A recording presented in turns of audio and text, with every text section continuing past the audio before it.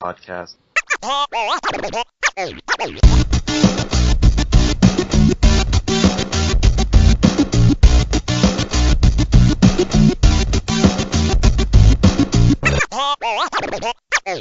Podcast. Hey guys, welcome to episode 3 of our podcast. I'm Carl, and that devilishly handsome chap over there is Dan. Good evening. This week we'll be recapping on some of our thoughts on the upcoming PlayStation 4 and Xbox One. We'll also have 2 new features that will be continuing in most episodes to follow. More on them later. But without further ado, let's start our magical journey together with our first topic.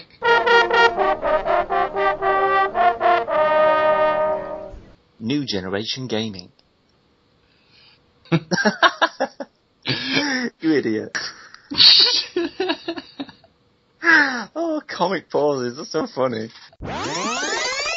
So yeah, first off, let's just get E3 out of the way. I know it happened a good bit ago, but Sony won. Yeah, I mean, I don't think anyone can dispute that, to be perfectly honest. I mean, I watched it. To be fair, I didn't actually know when it was on. I just got home one day and it said, right, E3's starting in like 15 minutes. So downloaded the player and watched it live. And yeah, it was really, really underwhelming to the point where I was just like, what?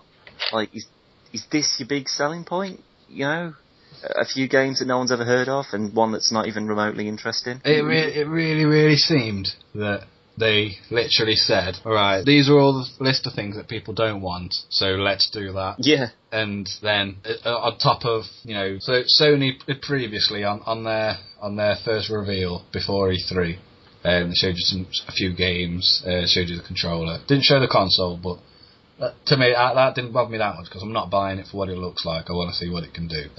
And, you know, they showed off this nice social aspects, like where you can watch your friends play a game and you can comment on it, and I think that will come in handy for people that get stuck on games. Yeah, kind of like a live stream, like an RSS sort of feed that pops up and says go left here or whatever. It's basically like a GamerFAQ, where they actually released a video not long after E3 where it was all acting and whatnot, but you had a guy who was stuck on a specific level, and then his friend sent him a message saying, this is how you do it, watch my video. So he watched it, learned how to do it, and then he could progress in the game, and that was quite cool. Obviously, I don't think it will be as seamless as that, but, you know, it's there.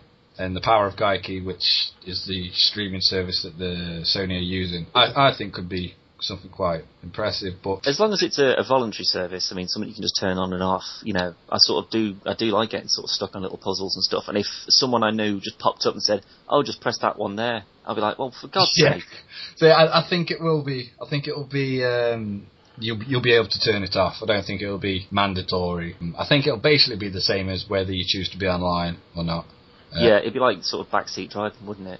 Just someone keep coming up going, noob. Can't believe you got killed there. It's quite, it's very, very similar to the Wii U has a Miiverse, and people can go on and they can talk to each other and, you know, I'm stuck on this game, or I'm stuck on this level, etc. And if you happen to look at any of those, they're all really friendly and they're all really helpful. I don't think MMOs are as well. Well, yeah, that's what they're very different to your World of Warcrafts and even the likes of DC Universe. They're all very different to what it'll be like on both PS4 and Xbox One, in a sense that they will help you, they will show you how to do this, and, you know, if they can swap armors and whatnot. And I mean, you helped me through a lot of missions on DC Universe, and I've actually had people just ask me to join a group and go and do a mission with them. Whereas the likes of people that will be using the social service aspect on the PS4 are going to be the likes of people like you've just said, where it's going, noob, fragged your nan. Yeah. And I think there needs to be a balance of whether it's helpful or whether it's just annoying. But obviously we'll see when we actually get hands on to use it. But yeah, of course. Microsoft just seemed to say, you know, you've seen all that. We saw how much the public really enjoyed the PlayStation unveiling before E3, and we're going to go on E3 before Sony. And there's absolutely nothing you want. But it kind of makes it a bit worse, though, because you've sort of got come up and set the stage, and then whoever's on after you, they can make sort of like last minute alterations. Well, that's the thing is though, they didn't take anything away from the original PlayStation, the original PlayStation 4 reveal prior to E3. They didn't take any of the good points away and improve on them. They literally said, "Oh, fuck it." It's kind of like they just had this whole thing in mind, and then they just went, well, that's fine if you want to do that, but we're going to stick to how we're doing it. And yet Sony have just sort of like, especially like after the whole, you can't trade your games with, all your mates and everything. Games. I mean, so people went mental about that Sony thought that they just had the right to just go, well, fine, we'll take the piss out of this then if that's the case. Exactly. And, we'll do a little trailer with just like the head guys just sort of saying, you want to trade a game with the PS4? This is how you do it. There you go. Thank you. Yeah, just hand it over. Yeah, it's just like, that's how stupid you are right now, that we can come on and do this. It just doesn't make any sense. No. So, to sort of see what they had to offer initially, and then that's your brainstorming time there to go, right, okay, this is what they're doing. Right, now what we need to do is try and think of a way that we can either equal or better that. But it's like they went to see it and then just sort of went, oh yeah, it's lovely. And then just got on with the rest of the day. Yeah. It's the exact opposite of what Sony did, because obviously Sony saw the big fuck up that Microsoft did at E3, and they come out, they undercut them by like £100 or dollars if American, undercut the price, and then they literally took the piss and said, you can't trade a game on Xbox One, but if you want to do it on PS4, this is how you do it, and they literally just exchanged hands, and that was it. It obviously was so in your face and cocky just to say that this is how stupid you are, and everyone knows it except for you, apparently. That's the biggest problem, because obviously all the stuff that Sony did at the other reveal, Microsoft had months and months and months to play off that. And it's just sort of like, when you're at school and you go, oh yeah, I've got that dissertation, I've got like 6 months to do that, forget about it. Yeah. And it's just like, oh my god, I've got a week to go and I haven't done anything on it. Yeah, what the fuck am I meant to do? And they just sort of botched it together and threw a car on the stage and said, this is what it's going to be. I'm sorry, but it was a beautiful car. I like my cars, don't get me wrong. Car pops up. When you're sort of demonstrating as to a video game, right, don't show exactly what you're showing to the real thing. Unless that's controller. Obviously, it's not going to look as good, is it? Because that's real and that's computer generated. Yeah. And I wouldn't even say that it looked. If they'd just shown that on the screen, then you'd be like, "Oh, that looks pretty good. That looks all right. It looks really quite realistic." But to stick it next to a real car, you're just like, well, that's not really how it works. We can't sort of replicate an entire game just using things that look exactly like real cars. Well, no, because what if instead of, I think it's Forza, I think that was 4, I can't remember now. It was, yeah. What if instead of Forza they showed Dead Rising 3? Would they have all those zombies on stage eating people? That would have been more interesting, to be fair, because I really don't give a flying fuck about Forza. Or World of Tanks. World of fucking... It's like, how ridiculously old is that game? And that's not a selling point for a system. If you want to put it on later down the line, or even at launch, just don't make a big deal out of it. Well, they say that they got like 50 million players and blah, blah, blah. I was always under the impression that World of Tanks was just like one of those banner ads that popped up and said, do you want to fight as tanks? And everyone goes, no, not really. Yeah. Click here to win an iPad. Yeah, and you've got to sign up for it and stuff, and you're just like, wait, in the back of my mind, I know this is some sort of scam somewhere along the line. Yeah. But then for them to come forward and say, we're so happy to announce this and, sort of mix the gamers and stuff. And it's just like, how much sort of diversity can you really have with that? 300 tanks? Fine. You're still in the tank though, aren't you? I like knocking about in a tank, battlefield and stuff. On a Wednesday. Yeah. But how long would it take before you just go, I wish I could get out of this fucking tank now, run around with a few mines or whatever. I'm literally just reserved to the tank. And that was one of the first things that they mentioned, to say that they're going to link this in. I mean, if it had been something like World of Warcraft, I'd have been like, flipping heck, right. They did it kind of with Minecraft, didn't they? And I think they really nailed it there, because loads of people have clicked onto the Xbox Minecraft and, really, really like it. Obviously, it's not as good as the PC one for the mods and stuff. But for a console, if you haven't got a very good PC or your internet's terrible or whatever, it's a really good, kind of step between them. It is. But But World of Tanks, my God. even regardless, World of Tanks could be amazing. I've never played it. I can't comment on whether it's a good game or not, but it doesn't interest me. But regardless whether it's World of Tanks, World of Warcraft, Minecraft, that's not, quote, next generation gaming. That's cool. I can go and buy that. I've got Minecraft on my phone. You know, Yeah. I'm not going to go and shell out like 400 quid for Minecraft. Yeah. Or I mean, I don't play World of Warcraft, but even if I did, I wouldn't buy the next step in consoles for World of Warcraft. And I especially ain't going to do it for fucking World of Tanks. Well, yeah, I mean, it is literally just a case of like, well, you like World of Tanks, so now you can play that on the Xbox. So they're basically just trying to get all these people to buy an Xbox just because they like to play World of Tanks. Yeah.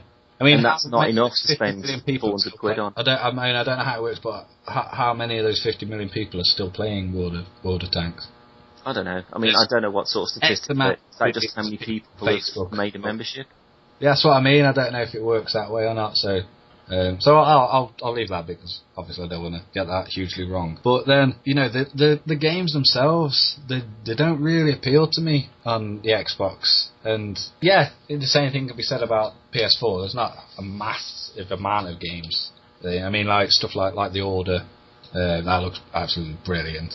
But I know for a fact that in the future, whether it's upcoming months, upcoming years, regardless, Sony has the better exclusives. You've got definite, like, 10 out of 10s from the likes of Naughty Dog, who obviously made Uncharted and Last of Us, etc.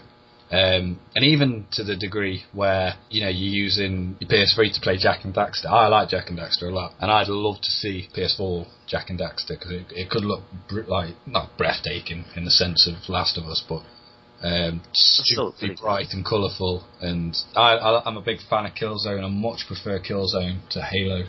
It's not even in the same category. Do you know what I mean? I mean, like, Halo's, I still can't get, like, I don't like the multiplayer on it at all. Like, I gave up after Halo 2 for the multiplayer, just for how pathetic people are on it.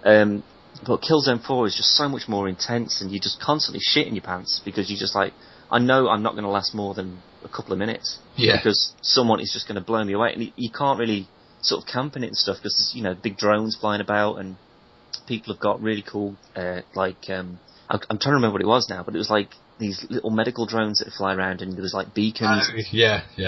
Do you know what I mean? Like, you couldn't really sort of sit in one place for long without someone destroying you. And it was just a case of a few bullets. I mean, similar in the, you know, the sort of Call of Duty style of things, where you only need to get shot a couple of times and you're out. And I think that's best because it keeps it more fast-paced. Yeah. Whereas with Halo, you've got to empty an entire clip into someone just to get the shields offline, and then you've got to run at them and stab them, or, you know, stick a grenade on them or something. It's not even just multiplayer though. The single player games, Killzone versus Halo, I find Halo so boring. Halo Combat Evolved and Halo 2 were brilliant. I brought Halo Reach on the day it came out, and I swear to this day I'm like 20 minutes, half an hour in. I just got bored, turned off, never touched it again. But then that's Sony's Uncharted, Sony's exclusives. Uncharted, you know, brilliant. Last of Us, Jak and Daxter, Little Big Planet. They were all hugely, you know, I mean, obviously Jak and Daxter, they're very similar platform games on other consoles, but other than the likes of Mario, Jak and Daxter just really, really is up there with some of the best. And I can't actually think of a platformer on Xbox that compares to Jak and Daxter. I can't think of a game that compares to Uncharted or The Last of Us, or Heavy Rain. The only thing I'll be able to say would be Tomb Raider, but obviously that was multi-platform, but it's just because I have it on the Xbox. Yeah. I just think that was an amazing Xbox game, and I was just then, you sort of like, wait a minute, no, it's just an amazing game. Like, they didn't come up with it. No, it's not their game. Yeah, but that means I genuinely try and struggle to think about what they've released that hasn't also come out on something else. Well, and I can't think of anything. It's all very well saying, you know, here's a car, and it looks pretty impressive compared to the real car.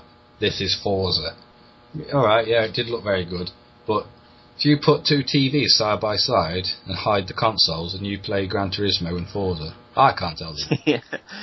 No, I mean, all you can do is make them a little bit faster. You know, you can make the graphics a little bit better, you know, the lighting's better, how the car's handled and the traction and all that sort of stuff. that'll be improved, and but there's things like Project Gotham Racing and stuff like that had like this whole kudos system. I mean, in Forza, can't you like go back in time or something? Like if you fuck up on a corner, you can like reverse time and try it again. It's just stuff like that. It's just like, what? Prince of Forza. Yeah, basically, yeah, Prince of Forza.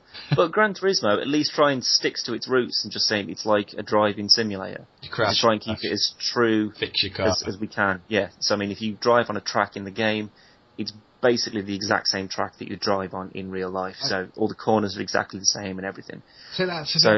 I won't be buying Gran Turismo. If somebody buys it for me, then I'll give it a blast. But I ain't going to buy it. If I'm going to buy a racing game, it's going to be like something like MotorStorm, where it looked stupidly good, and it was dead fun as well, and like just tanking through deserts on ice and whatnot. But it wasn't as silly as, say, Mario Kart. I mean, all my games, I've got a lot of games, and we've spoke about this before. At least someone has a racing game, whether it's Gran Turismo, whether it's Forza, whether it's Colin McRae, whether it's Dirt, whatever. I own Mario Kart Wii and Cars 2, the movie. iRacing games. I have MotorStorm as well, but they're not proper racing games.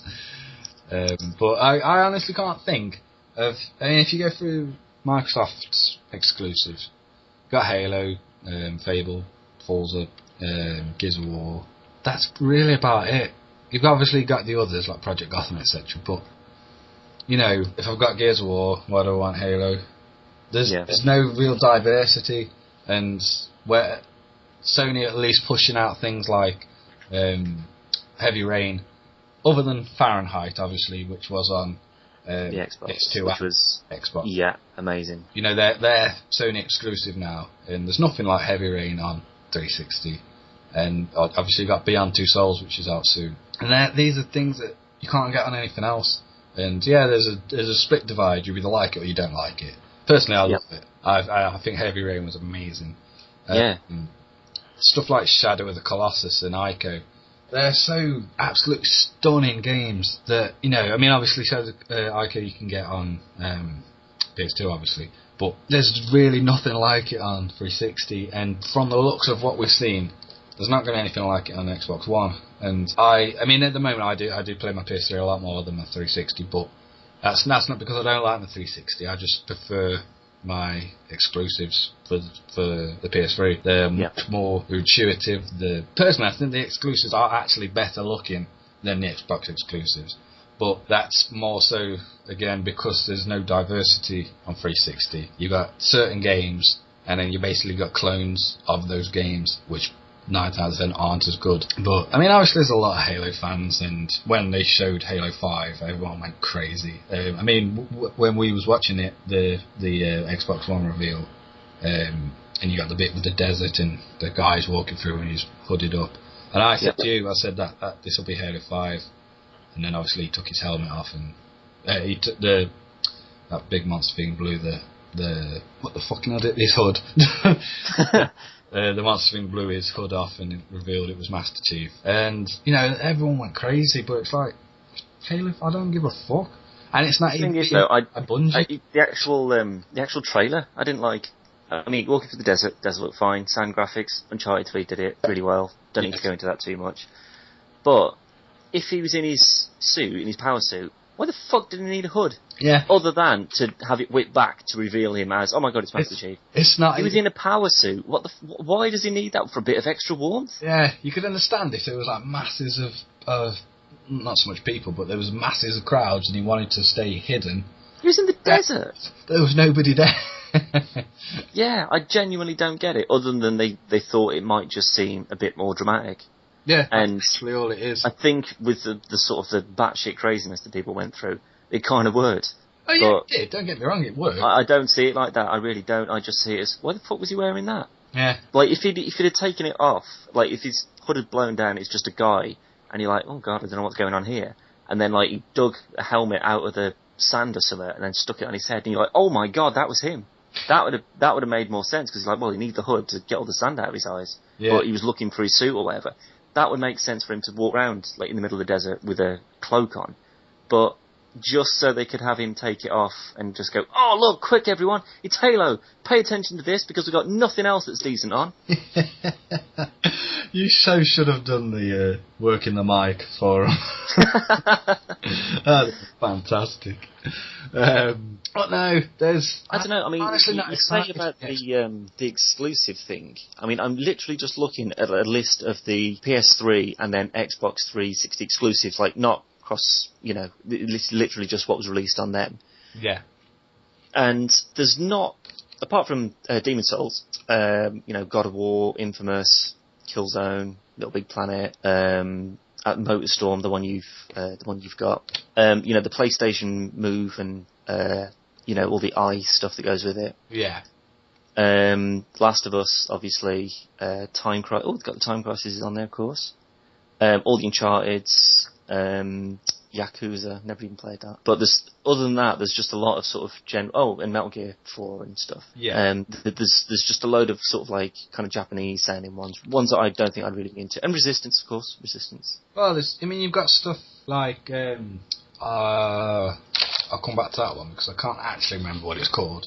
I remember what it's called, but I can't remember who made it.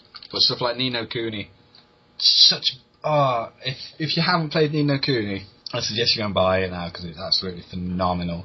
Level 5 made it, and it's hand drawn by a company called Studio Ghibli, who do films like My Neighbor Totoro, Kiki's Delivery Service and stuff. They're stunning Japanese animes that I love. And I was actually watching some today, if I'm honest. But Ni no Kuni is PS3 exclusive. It's an RPG, but it's all done in real time, and it's such a stunning game. It's all hand drawn. It looks like an actual Japanese anime.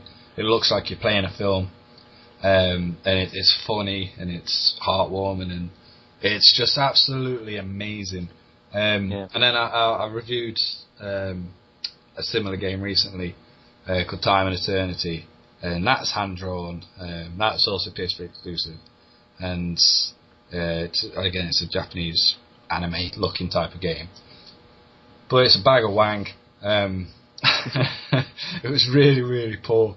A lot of good ideas on it, but regardless of how it was bad. It wasn't the worst game I've ever played, but it wasn't. It was nowhere near as good as Ni no Kuni.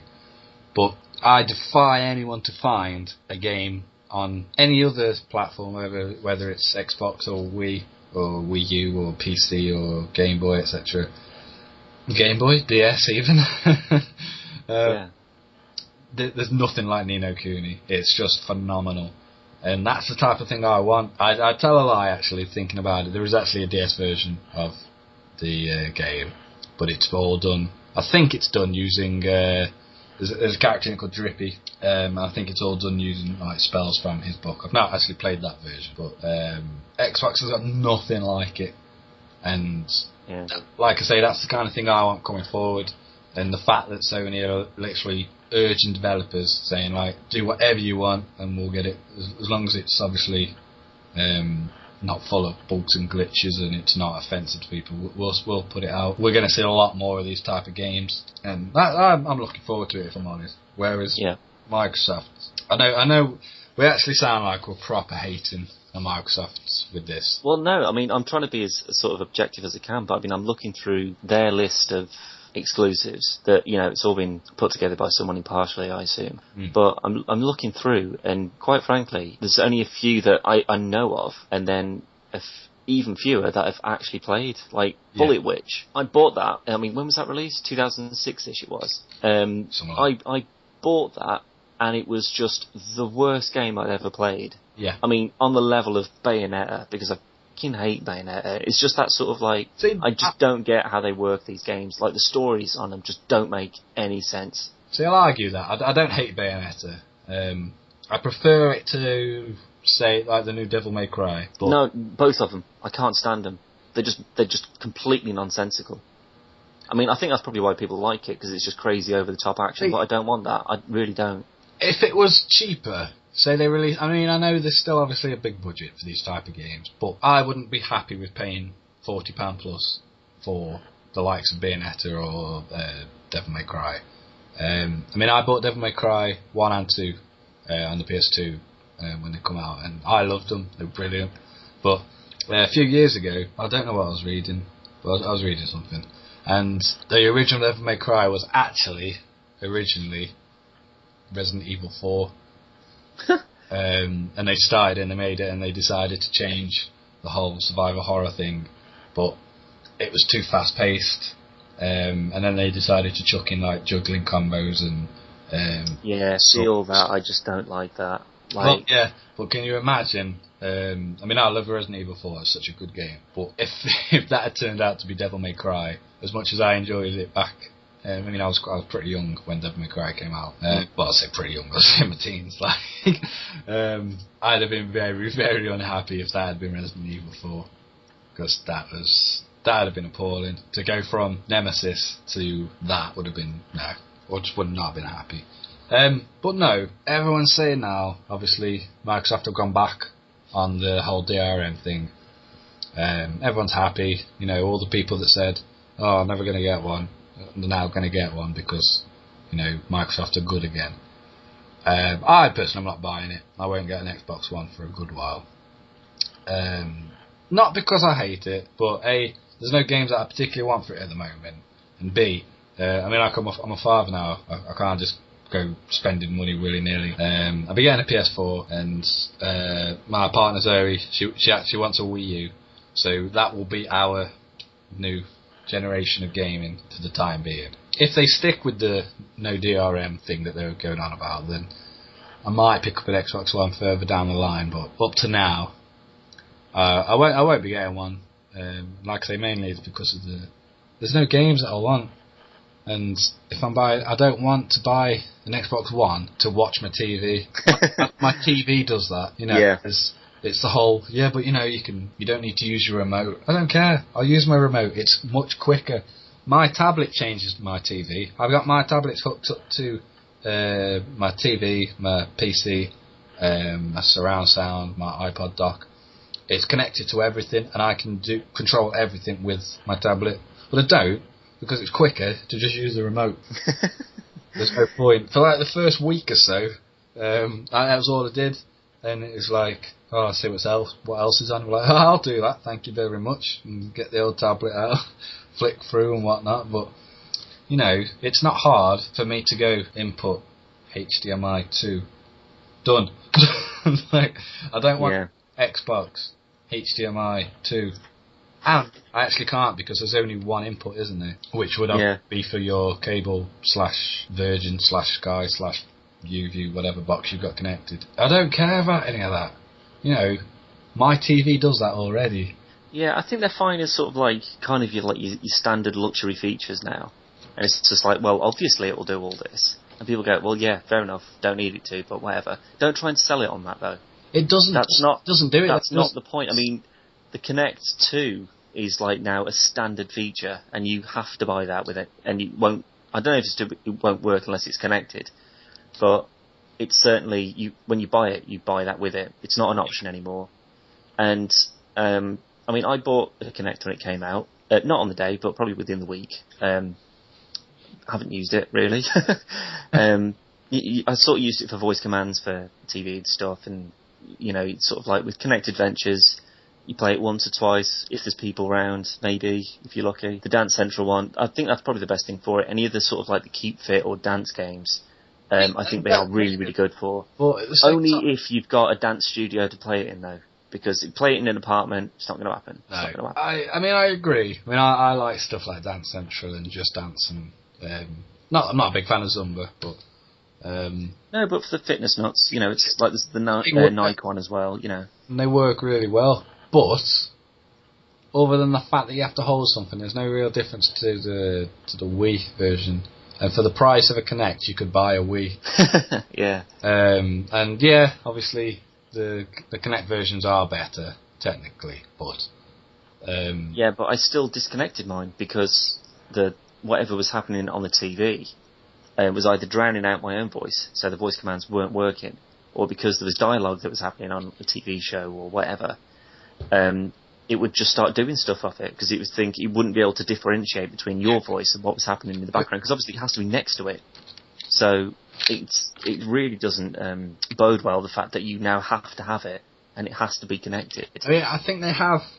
I'm pretty sure they have now worked out these kinks that it can differentiate between your command and something that's picked up on the TV.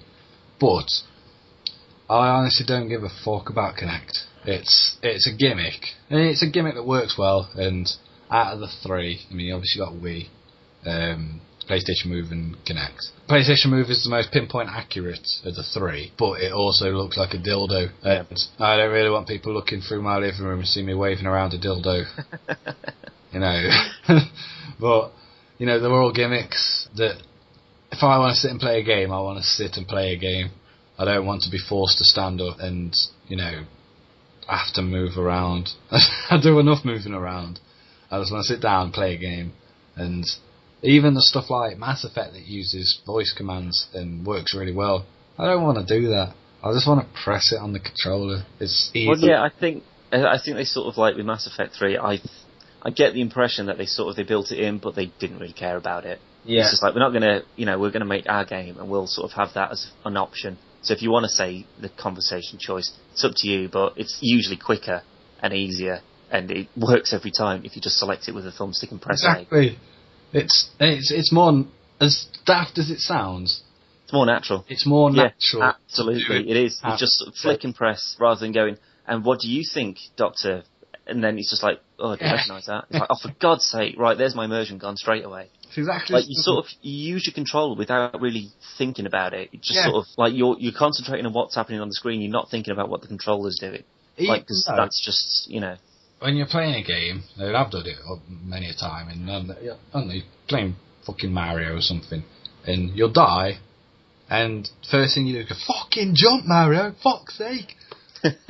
So, you know, you're saying it anyway, so you may as well say it, but it just doesn't feel right, and it's the same with mobile gaming. If ever I play a racing game or anything on my phone, first thing I do is go into the settings and see if I can take the motion control off and just have a virtual thumbstick or arrows or something, because it makes it so much fucking easier. It really does. I mean, I don't think at any point Except Super Monkey Ball. That works a lot better with the gyroscope. I don't know, I never got that. Oh, it's really good. I actually had it on the GameCube, and it was dead fun on that. And then obviously it came out on the Apple App Store and on the Android market.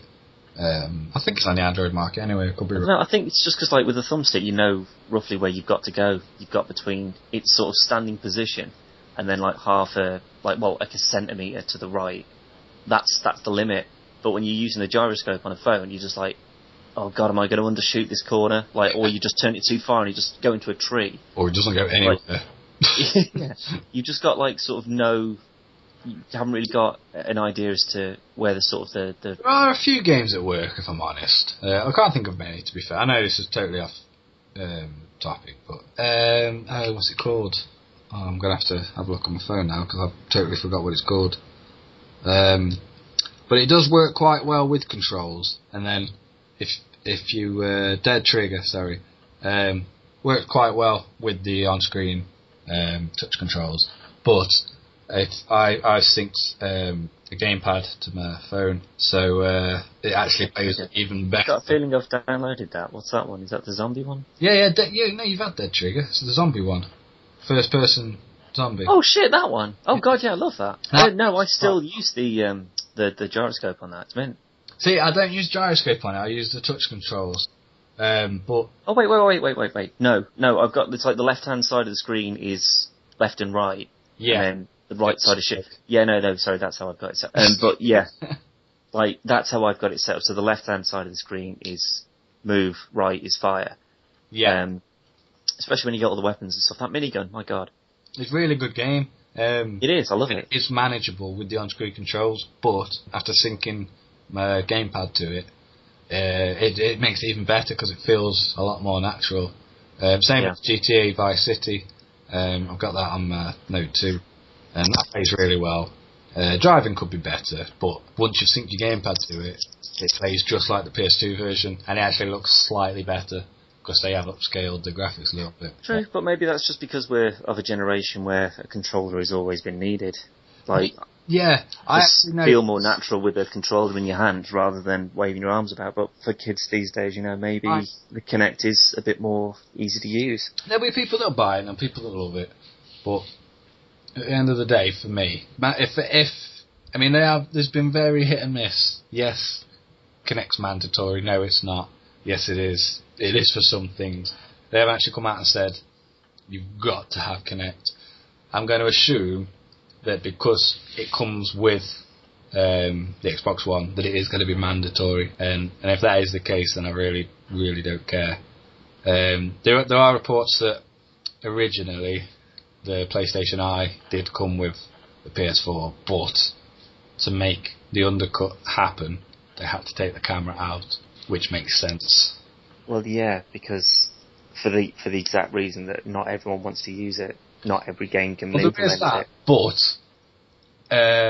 without the PlayStation Eye, the sensor bar thing on the PS4 controller, the LED strip that changes colour and stuff, yep. that does nothing without the PlayStation Eye.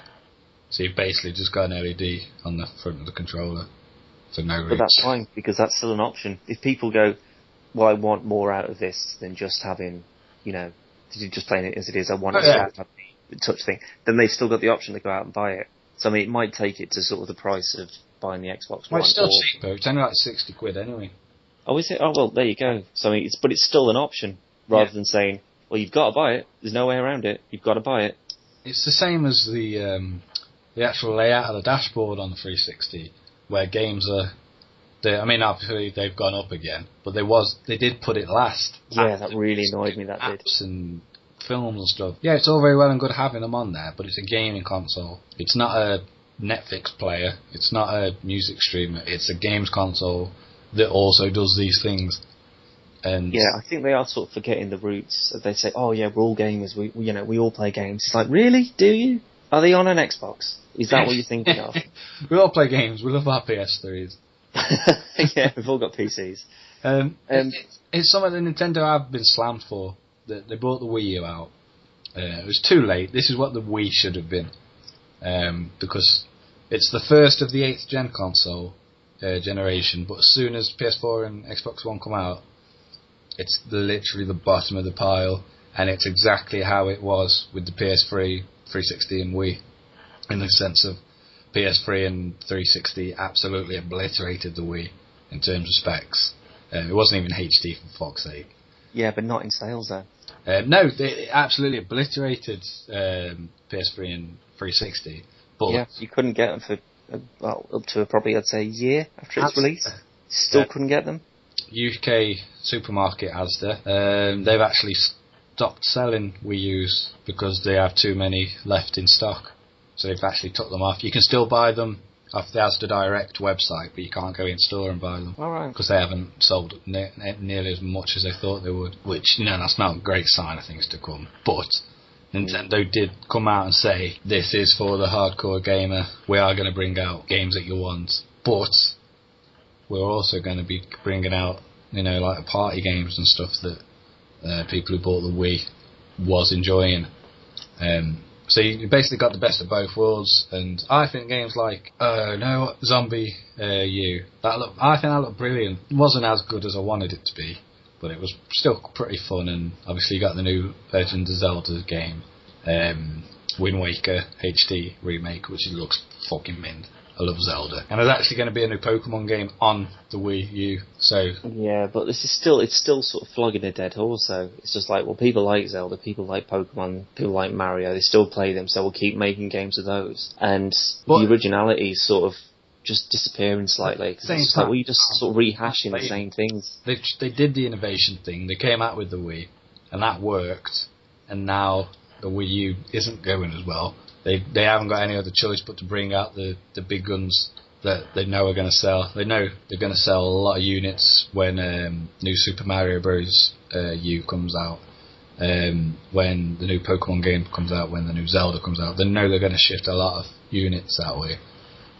Might not be enough to put them at the top, because let's face it, regardless of whether it's Xbox One or PS4, the Wii U isn't going to outsell them. It's going to be either one of the two, and then Wii U, and that's just how it's going to be for the rest of this generation.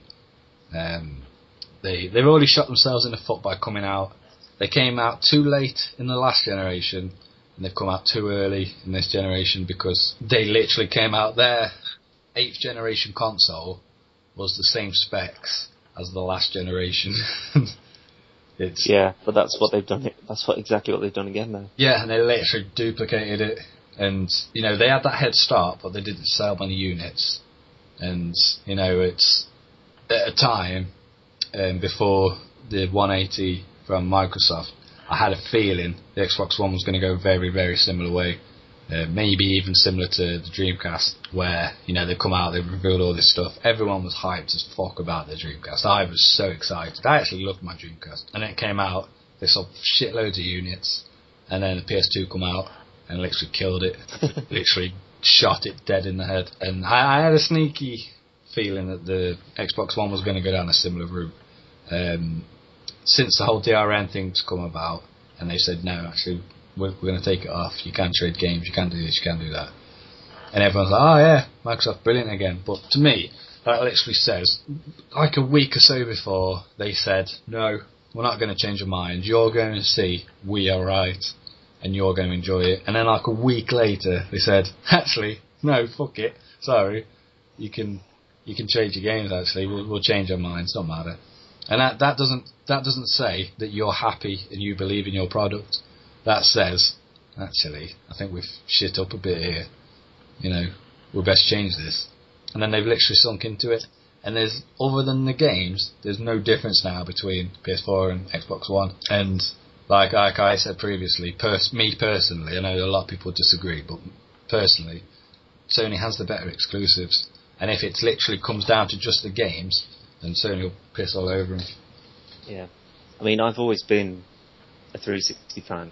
I mean, me and you have had God knows how many arguments over, the sort of benefits of a 360 over a PS3 and the other way around. And, I still use my, obviously apart from Last of Us and Uncharted and stuff, which have come out, and I've obviously had to get. Other than that, I mean, but it's a bit annoying, because it sort of means that I don't get to play sort of like Killzone 3 anymore, because it's just like, I'm never on the PS3, so I don't use it. So I never really use it. But when when you've spent so much money with one company and say, yeah, I'll buy your console, I'll buy your accessories and your games and your DLC, and I'll accept all your stupid updates, and yeah, I'll let you change my dashboard around without giving me the opportunity to do that at all. If I could just get rid of those films and music and all that, just get rid of all of that off there and just have games, recommended games, DLC for what you've got, add-ons for what you've got, and here's some stuff you may be interested in. Yeah. That would be perfect. And then if you want to use it for your music and whatever, then you can change it. Have it like, that you can alter your home screen on your mobile phone or whatever. Yeah, you can do it. That's all. If I can do it, me and Dan, we've both got Galaxy Note 2s, and I'm incredibly impressed. When I got this, I'd gone from an iPhone 4 to this, and such a big jump personally. But if I can do, I know it is a powerful phone, and it's quite cool, all that shit. But if I can change my home screens around on my phone, then why can't I do it on my 360? Yeah, it's not insanely hard to think about, is it? No, it's baffling. And I know you could say, yeah, but you can't do it on the PS3. You don't need to. It doesn't force me into that shit. Yeah, it's just sort of like, well, here's just all the options, and then you just choose as to what you go into and what you don't. Like, well, it's not saying, well, here's what's on today and here's what's on today. It's just like, no, you've got to go and find it if you want it. If you want to look into the home store and see what's going on, then go into the store. That's fine. It's there. But with the Xbox, it's just like, oh, look at all these football highlights. And you're like, what? Like, with the internet, Facebook and stuff coming up saying, right, you live in Manchester, here's these things that are going on in Manchester. It's like, when did I tell you that? Other than you just reading my sort of preferential details, whatever. Like, so why is it coming up with stupid things like football highlights or look what Rihanna's up to? Yeah. And like all this sort of stuff. And it's like, sorry, I have no interest in any of that. So why is that on my first thing that pops up? Why is it that Like, why isn't it something to do with what I want it to be with? Yeah, why isn't it that I've put in Gears of War to play? Why isn't it that it's popping up and saying, actually, there's some new Gears of War maps if you want to download them, or this make it relevant. This is the last game you played. Dan's playing this at the moment. If you want to stick that back on, all right then, I'll do that. Not tell me shit about, like you said, about Rihanna. I don't even like Rihanna. It's not even stuff relevant. If they come up and said, "Oh, this is what Coheed and Cambria are up to," I might pay a bit more attention because I actually like Coheed and Cambria. I actually don't give a flying fuck about Rihanna, and I especially don't want her on my TV when I'm trying to play a game. Yeah, and it's like, either make it relevant, or do what Sony did and just don't do it. Yeah. And just say, you've just got access to whatever the console can do. There is actually what's new on the PlayStation's cross-media bar thing, but you have to go to it to see it. It doesn't, unless you've turned it off, left on that, it doesn't start on that because it starts up on the thing you've left it on, which for me is always game. But if I want to see what's new in the world of PlayStation, I have to go and find that bit and then it'll tell me. It doesn't force it on me. Yeah, but that's fine. That's exactly how it should be. It's like, if you want to go and watch Netflix, go and watch Netflix.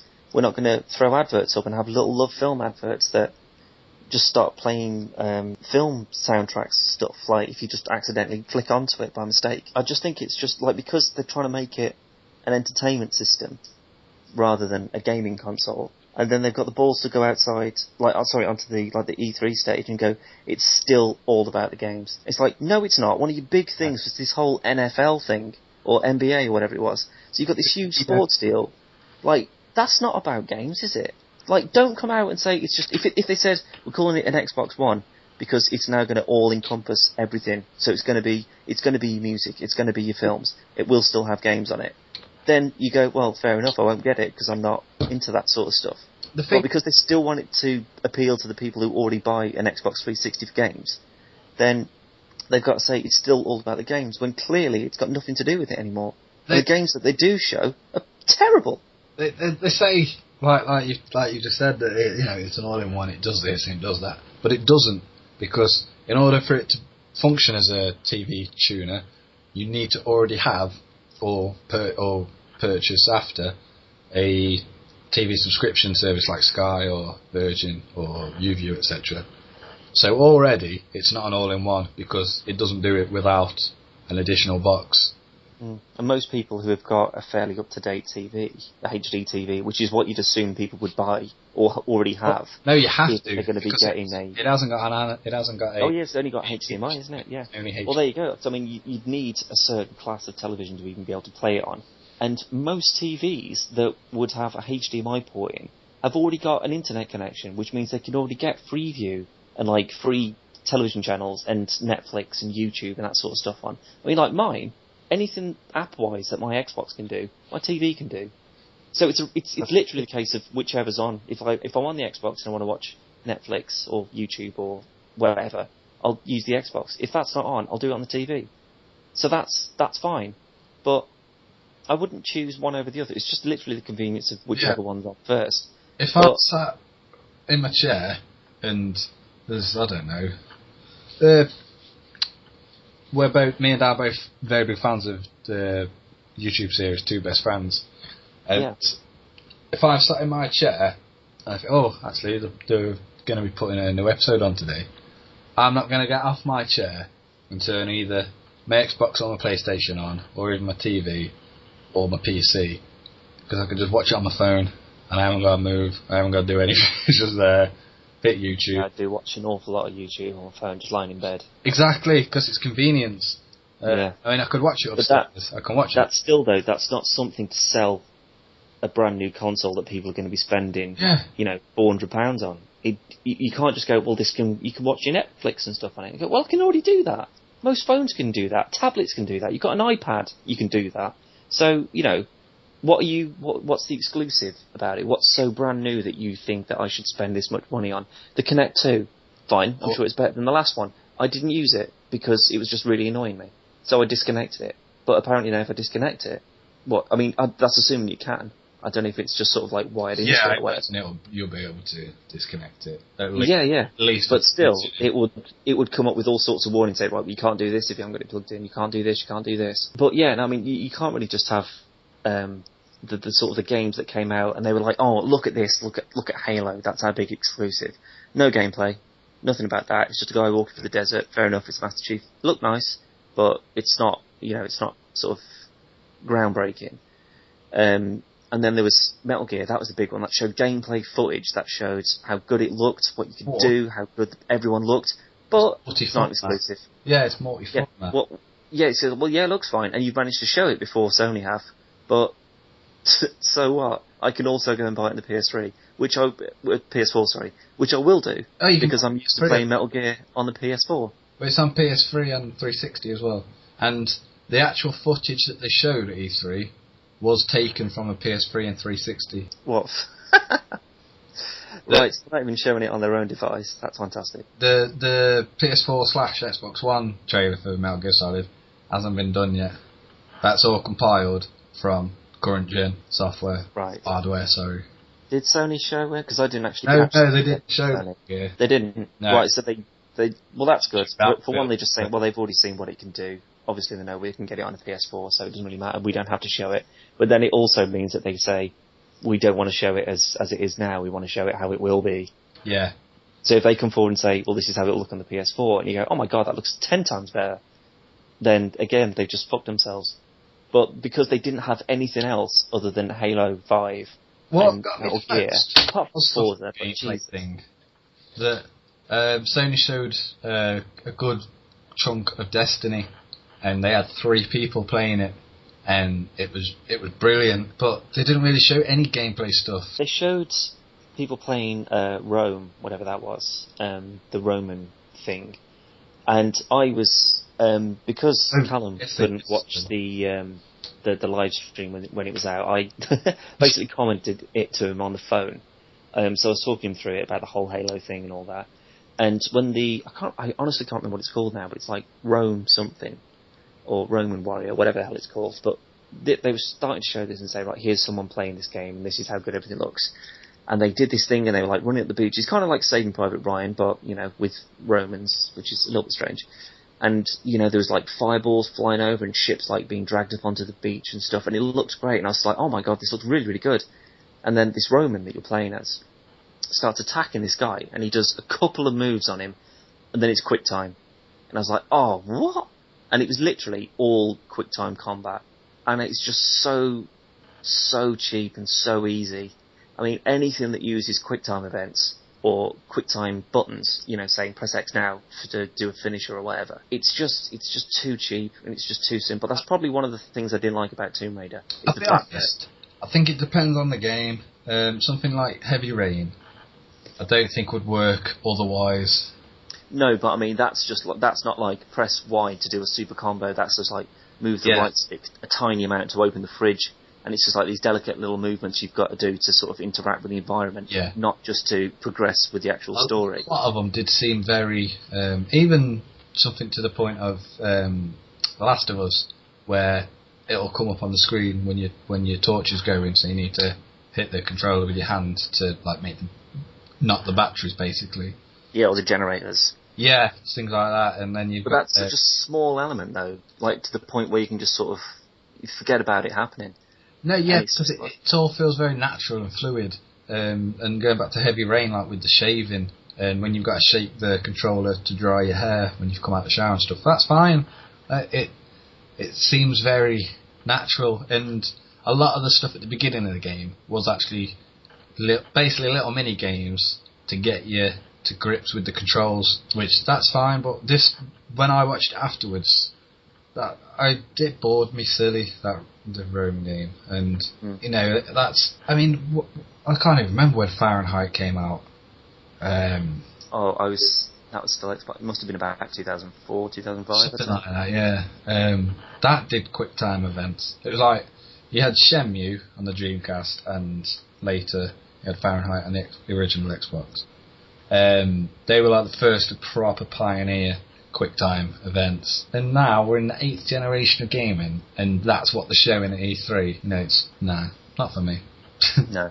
I mean, that's kind of why I've lost interest in it. It's just because they've come out and they've shown games that you're going to be able to... I'm not sure if Dead Rising 3 is just for Xbox One. I'd assume it would be... Yeah, I'd assume it was, because they were like, this is the world exclusive, blah, blah, blah. Which looked fine, but, I mean, I didn't play Dead Rising 2, but the reason I played Dead Rising 1, and the reason I bought it, was because it was fun. And you're like, yeah, fuck it, I'll just get a massive umbrella and just run through a massive pile of zombies. It's great. You could go into a clothes department, stick a bra on, stick a wig on. Just stick a thing on your head and you just run around and shoot people with a Nerf gun type thing. It's just fun. It's just like, it's people dying, but you know what, there's like 10,000 zombies and you go crazy. People being eaten by zombies, but may as well have a giggle while I'm here. You know. Yeah, and then Dead Rising 2 came out, and it was a bit more serious, you know, and it was sort of like, well, he's got a daughter, so you've got to, you know, sort of try and take care of his daughter. So it was bringing a sort of like a serious element into it. And then when I saw the trailer for Dead Rising 3, it's just like, what have they done? It's just gone all nitty-gritty, you know, and it's just like, it doesn't seem to be any sort of like humorous element to it at all. It's just some guy, loads of zombies around, and he looked kind of like Walking Dead kind of thing, you know, it's just like, just in the middle of the night, and he's just trying to survive, kind of Last of Us sort of thing going on, but obviously with not the same sort of story, I'd imagine. But that's sort of like that crazy element of it, of just like, oh, there's 10,000 zombies and you've got a chainsaw, go. That just seems to have disappeared now, and I'm not interested in it anymore. It's just like when you've got a franchise that's kind of already pretty well established, and then you decide you're just going to change everything about it. I mean, I've only gone off that trailer that I've seen. It might be sort of a bit funny, a bit dark humour. How it looks like. These are the graphics you can expect, but there was no... If there wasn't a title that said Dead Rising 3... Oh yeah, I wouldn't have been able to call it. Get Dead Rising 3. Not at all. Never in a million years. It just looked generic, zombie, survival, dark, everyone's trying to kill you sort of thing. And that, it just didn't spring out at all. Forza, it looked fine. There's cars driving about. Again, nothing new. It's nothing original. Then there was what was it called, Project Spark. Project Spark, where you create now that games. Looked more interesting to me than anything else that they did show. However, all it reminded me of was Black and White and Black and White 2. Kind of God creator, controlling little people and fighting people in Black and White 2, and Spore in the fact that you're sort of like creating from the ground up from. Well, obviously, Spore is just so in depth when you go from a single cell organism all the way up to sort of like a massive spacefaring culture. But in the way that you could terraform, alter planets, alter the sky and the grass colour and the water, and pop trees down and make ecosystems yourself and all that. And that was, I remember seeing the initial sort of like launch trailers for Spore when I was in school, and I got that in 2008, I want to say, or 2000. Yeah, it must have been 2008. That's when I got Spore. Like literally, pre-ordered it months before it came out because I was so excited for it. And it was everything I wanted it to be, and it was absolutely amazing. So, although that was really interesting what they were showing, it wasn't anything new. Again, and they did Dust as well, from Dust. Sorry, on the Xbox. It might have been Xbox Arcade, I think it was. But that was a similar sort of God mode, changing the landscape to. Well, that was a lot more like Populous. Yeah. Oh my God, Populous. Well, that was amazing. Project Spark. I think I could be wrong. It's more you make it how you want, and you basically make your own game. I remember when I watched the video afterwards, they'd basically made Angry Birds using Project Spark. Yeah. But I don't like that idea. I don't like the idea that you create your own adversity. Basically, that just reminded me of Little Big Planet, but more in depth. Yeah, I don't know. I bought Little Big Planet when it came out. It was fine. It's a bit of fun, but I love Little Big Planet. I've got 1 and 2. I've got it on obviously PS3. I've got it on PSP. I've got a little sack boy right now sat on the desk. He's Little Big Planet was brilliant at the time. And then Project Spark literally just seems to be the Xbox equivalent, like 8 years late, of Little Big Planet.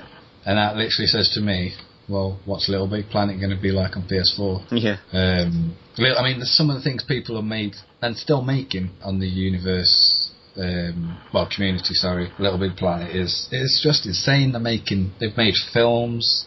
Yeah, but this is making a community map though for everyone else to have a look at and go, wow, this is really good. But that is just a case of, right, here's your village, here's your people. Who do you want to fight? Right, where do you want them to go? Right, okay, and now they'll start attacking you.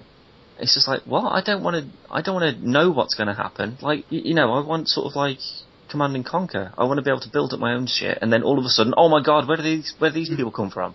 And then I don't want to know what's going to happen before I want to be able to play against people who are, obviously the people who make these sort of like RTS games, and they're really clever and they really know what they're doing, and they know the game obviously a lot better than anyone who's going to play it because they've helped create it. So they're the ones that you're sort of up against rather than yourself or your mates, where it's just sort of, there's going to be a whole sort of undercurrent of predictability to it to say, well, I know there's someone over there, so I know they're going to come for me. But yeah, I mean, the sort of then to mix in a load of sort of like kind of God mode terraforming stuff in with it as well. They're talking about it like it's something that no one's ever thought of before. Yeah. And if they'd have done this 10 years ago, I'd be behind them and be like, yeah, that's amazing. I can't believe you thought of something like this. But the fact that there's so much stuff that already exists, I mean, like Black and White 2, I love Black and White 1, but quite probably an unpopular sort of thing, but I think 2 is better than 1. I really do. I think it's just so much better. They've kind of just narrowed it down to what it needs to be. And you sort of crack on with, looking after your people rather than having a bazillion crazy powers. And that sort of nailed it for me. And if they did do another one, great, I'll be there to buy it.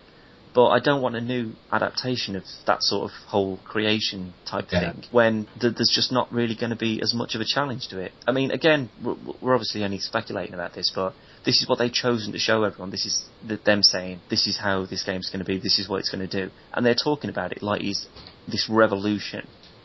And it's not. It's things I've seen before. I mean, I've just listed about 3 things that it's similar to. Yeah. So it's not like reinventing a genre or creating a new one. It's just sort of picking from other bits and pieces and then just making it into an Xbox One game. I mean, it's almost like the sort of clutching at straws to say, what can we show it could be really, really good. And we could be doing another podcast and literally saying, like, Project Spark, that's really amazing. But absolutely. But I can't see it. It could happen. Won't for me. No, but I mean, the thing is, though, like, these sort of trailers and pre-release keynote stuff and all that, that's to say, this is like, we're going to show you all the best elements of this. Yeah. But if that was the best elements of it, to say that, look, you can make your own game, it's like, well, like you just said, Little Big Planet, you can do that. You can make your own environment. Well, there's loads of games you can do that. Yeah. So, that's not really anything new. Tell us what you can do on it that you can't do on anything else, or what you've created specially for it. And if they did, I genuinely can't remember it. So it couldn't have been anything too fantastic. Anything too memorable. But, moving on from Project Spark, one thing that did interest me a lot more wasn't even a next generation game at all. It was a game on PS3. And that was Murdered Soul Suspect, which had kind of like film noir type feeling to it. You had the guy who was talking third person about how he'd never even been in a fight and stuff, and then you see him getting thrown from a window, and then when he stands up, his cigarette's bent, and you see a guy standing over another guy, and he's about to kill him, and he goes to stop him, and when the shots are fired, they actually go through him, and when the camera pans, it shows you he's actually the guy on the floor, and then you can't... Yeah, so he's shooting the guy on the floor, and it's actually him who's stood up, who's getting shot with like these weird sort of time bullet things. Yeah, it's all really interesting. There are actually a few gameplay videos up. I haven't actually watched them yet. But obviously the guy is actually dead. And I think from the gist of, from what I have seen, a lot of the mechanics are going to revolve around him as a ghost, trying to figure out the obvious murder crime, and piece back together of who did it, why they did it. Yeah. I think you can actually possess people, and you can go through walls and a lot of different things that obviously wouldn't normally be in a... I mean, the only real detective game that I can think of would obviously be L.A. Noire. Obviously, you couldn't go through walls or possess people on L.A. Noire. Yeah, but that's kind of like, what's it called, like Legacy of Kain and Psyops and stuff, when you could like mind control. Yeah. and just go, just charging them into enemies and stuff. It was great. Even Dishonored, actually, you could, if you chose to, you could harness the power to possess people. I mean, it starts off, you can possess rats, and then as you improve that ability, you can possess like larger animals like dogs and stuff. And then the top one is people. So if one of your assassination targets, obviously is, I don't know, they're in a room with a balcony, if you can get in and possess them, you could actually just walk out, jump off the balcony, dead, and then it transports back to you, mission done. Everyone thinks it's suicide. And that was really fun. You know what you can do on like The Force Unleashed, when you just do a Jedi mind trick and they just go crazy and just all throw themselves straight off the bridge? Well, they did a similar thing a good few years ago with Knights of the Old Republic. I think it's the second one. And there's a guy just standing by a bridge. And you can just... And he's getting hassled by a load of guys. Yeah, and you can either take all his money, like, you can either... How can I ever repay you, or whatever it says. One of the choices is give me all your money and jump off the bridge or whatever. And if you've got enough, if your ability's enough for that, then you'll just be like, yeah, that sounds like a great idea, and just jump straight. Yeah, it's great. That's really good. But no, it looks really good, but obviously it's a PS3 game. I know Sony are going to be supporting the PS3, as Microsoft are with the 360 for a good while. I mean, the PS2's only just stopped being developed for, which is pretty impressive, really, for a console. It's so old, yeah. So I do think we'll see a lot more. Probably not as high budget as the likes of The Last of Us and Uncharted, but I think the last big budget game for PS3, I think, will be Beyond Two Souls, which is obviously by the people who made Heavy. I do like the look Quantum Theory. But there is a game that was shown at E3 called The Puppeteer. That looked really, really good. Again, PS3. But in all fairness, looking at the lists from what we were shown, me and Dan was actually talking about this before the podcast, and the Xbox One has a lot more exclusives on paper, but a good chunk of them, you got a certain selection that are Kinect based, or like Zumba Party Fitness and Kinect Sports Rivals. And then, obviously, you've got Halo 5, Forza, Dead Rising. Rabbids Invasion, I really don't give a fuck. Not in the slightest. And Killer Instincts, which everyone's gone mental over. And I remember Killer Instinct on the SNES, and it's just a fighting game. And at the time, it was brilliant. It used that special chip that made it look kind of 3D-ish.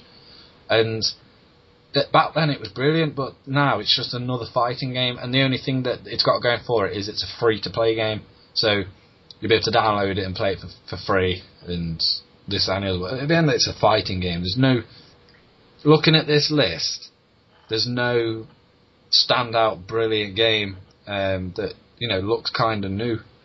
I want originality. That's what I want. And looking at the list side by side, I'd say, even to be fair, even on the PS4, there's only real one standout game that looks tremendously different to things we played, and that's probably The Order 1886, which is steampunkish, so it's like old fashioned but with new weird technology, and it looks like a kind of survival horror type game from the trailer, but it also looks like something that's slightly different to the likes of Resident Evil or Silent Hill, etc. But even then, you got Deep Down, which looked really good, but I think it's going to be a very quick time event based affair.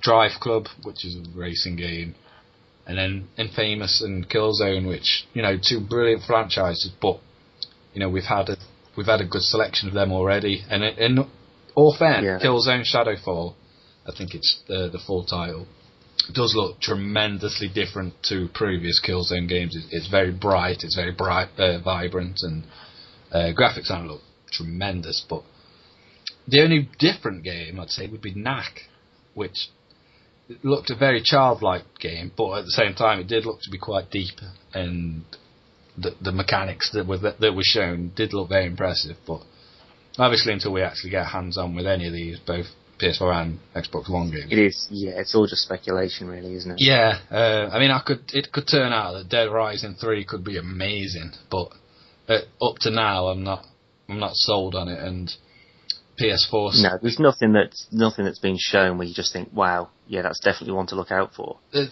I mean, there's only... go on. No, I was going to say, there's only so much stock you can actually put in a trailer these days. Yeah. There's only so many times you can get deceived by a trailer where you just think, you know what, I'm not going to trust these anymore. I'm just going to wait. Yeah, exactly. See what's what. I mean, all the games that were shown on E3, but across the board for Nintendo, for Sony, and for Microsoft.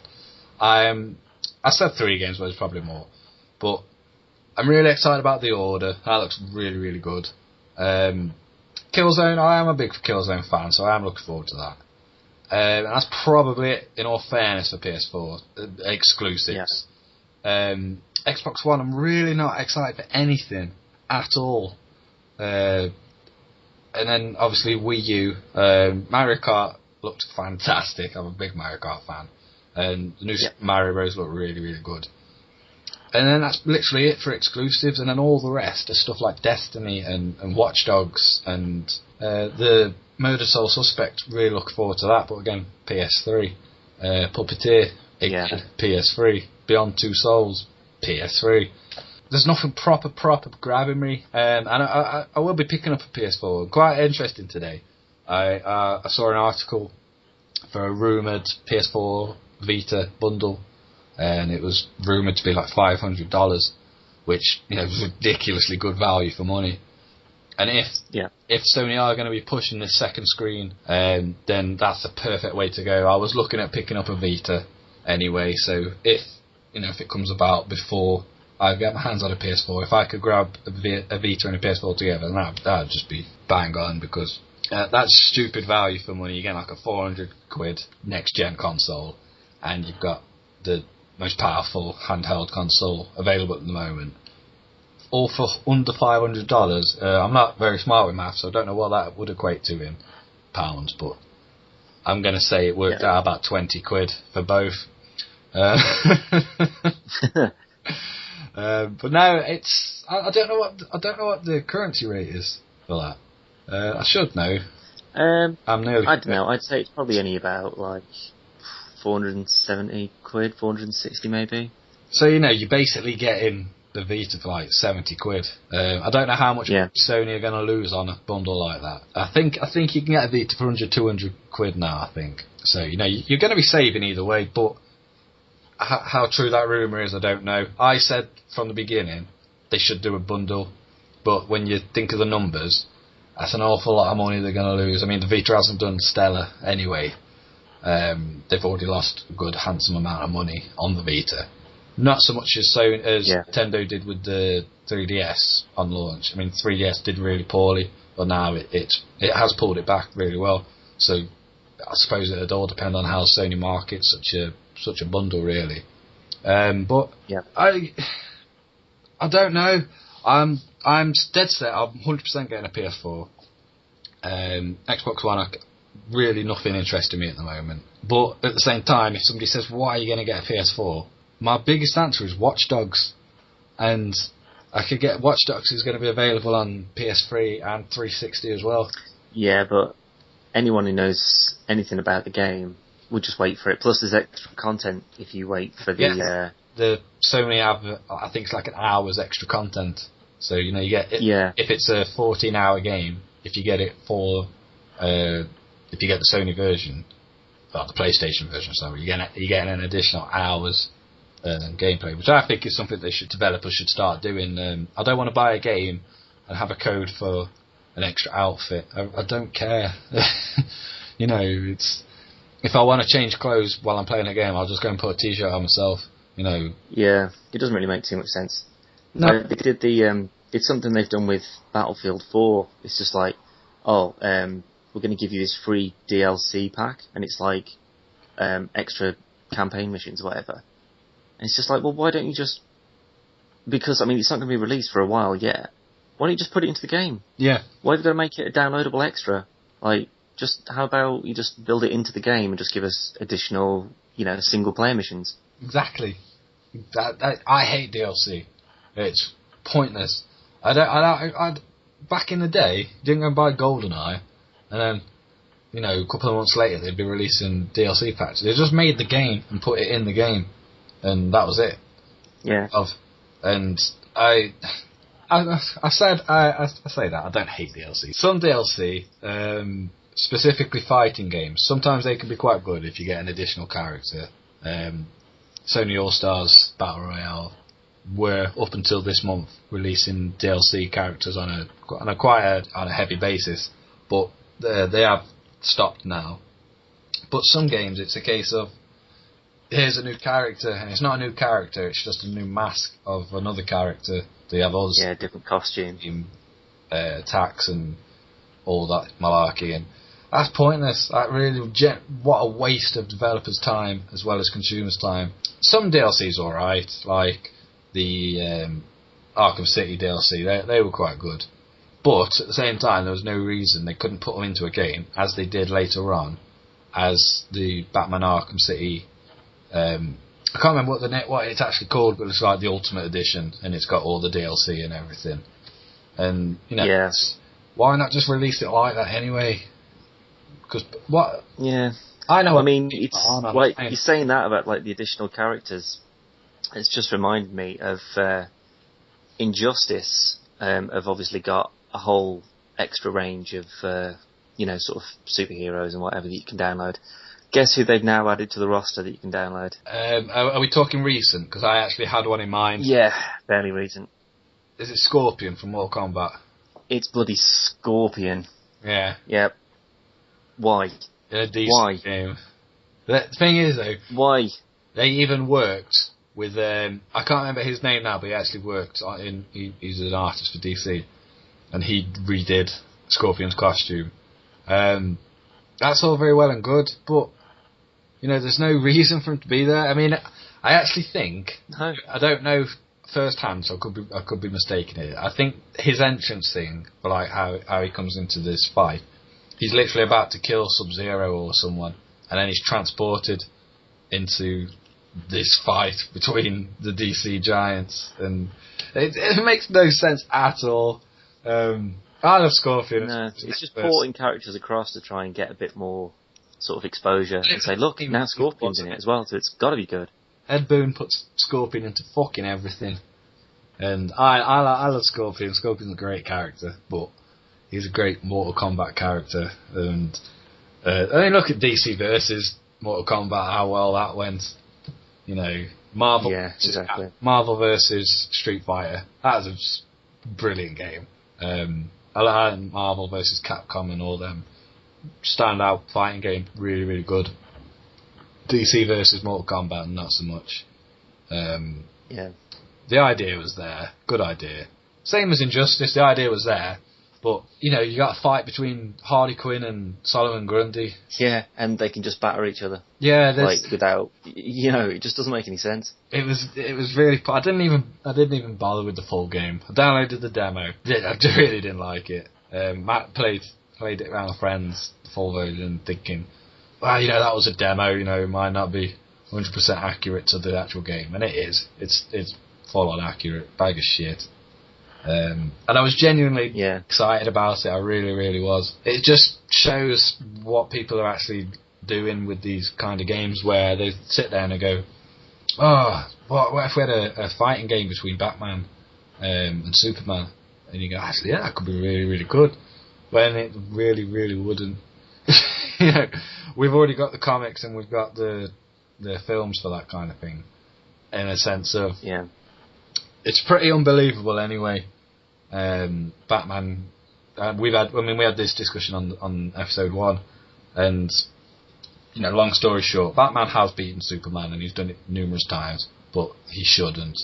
So when you have a fighting game where you can do juggling combos and you could actually beat Superman without Superman even getting a hit in, there's no need for it. It's not believable. No. And I know it's not real anyway. Obviously, it's a game, and these are made-up characters to start with. But at least with the comics and the animated film Dark Knight Returns, at least there's an explanation behind these kind of things. Yet these games, Harley Quinn couldn't beat Superman. Catwoman couldn't beat Superman. You couldn't beat Batman, let alone... yeah, no. It doesn't make sense that all of a sudden it's like, you want to take a kryptonite pill, so now I'm basically unstoppable. Yeah, it's very similar to the first Arkham Asylum game that was absolutely brilliant until the end, and the Joker's tanked up on Titan. No. Just no. Yeah. Ruined. Sort of went a little bit crazy. Yeah, from start to the end was brilliant. The actual end, no, was just no. Yeah. Ruined it. But on that though, obviously that was a pretty odd game. Injustice was turd. PS4, however, I going back to what we was originally saying, I agree in the sense of people who have been paying attention to Watch Dogs. If they're smart, and if they can afford to, obviously, they're going to say, no, I'll get it on PS4 or I'll get it on Xbox One. I'm not going to get it on the current generation because you're going to be missing out, really. And Zoe actually said to me, she said, Watch Dogs is actually out on PS3. I thought it was just for PS4 and Xbox One. I said, no, it's out on everything. And she said, well, makes more sense if we just get it on PS4 then. Which I was like... yeah, exactly. Yeah, because that means I'm getting a PS4. But... yeah. I mean, I don't think this will be the last absolute multi-format game. I think there will be a lot more games that come out. I mean, GTA 5 is purely on PS3 and Xbox 360. But I do think later down the line, there'll be... like they did with these HD remakes of games that have come out on PS3 and PS4 that were originally PS2 games, etc.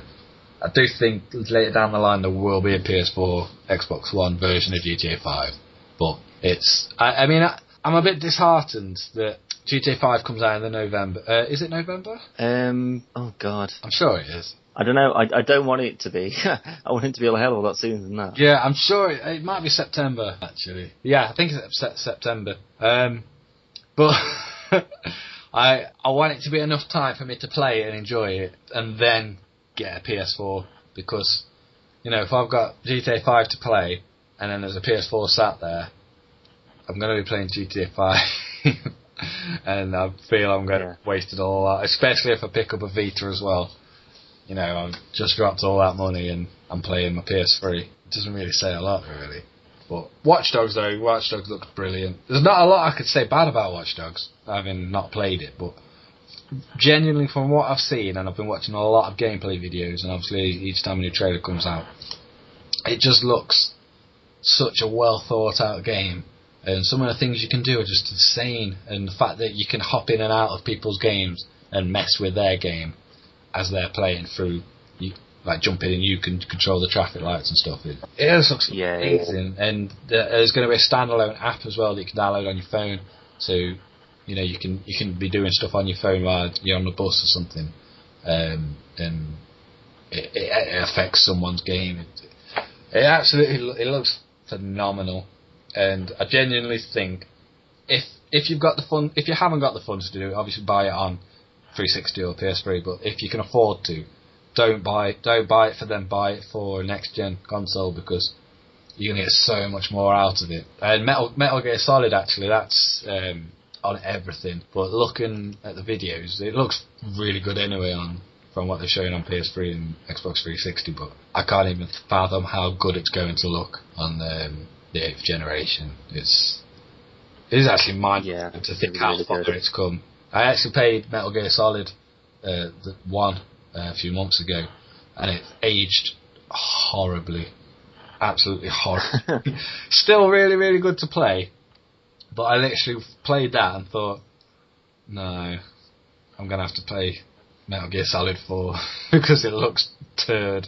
And then put Metal Gear Solid 4 on, and that still looks amazing. After all. Yeah, but don't forget there's like a whole section of Metal Gear where it's just like, oh wait, this is Metal Gear 1 again. That's true, but obviously quite capture the same essence as the first one did when it came out. Yeah, same to you. But but yeah, PS4. It pains me to say it, but there's not a whole lot of brilliant exclusive at the moment. But I can honestly say there will be, because of the likes of Naughty Dog, etc. The new Uncharted on PS4 is going to be sublime. Last of Us sequel will obviously be PS4. The likes of Jak and Daxter that we mentioned earlier. These are games that are definitely going to happen, and they're going to blow away unless Microsoft come up with some brilliant new IP. There's literally nothing that really arouses any kind of level of interest for me on Xbox One at the moment. I'd like to be proven wrong, and I'd like to be at a point where I actually go, I really wish I'd got an Xbox One and not a PS4. Yeah, because I don't know, with what's already been announced and how things are going to look, I really can't see that happening. At the moment, I really, really can't, and this has been the only the current gen of PS3, etc. It's been the only generation where I've actually gone, I don't really care because I've got both. I've got all of them. It doesn't really matter. Whereas obviously back in the day, I usually had one or the other.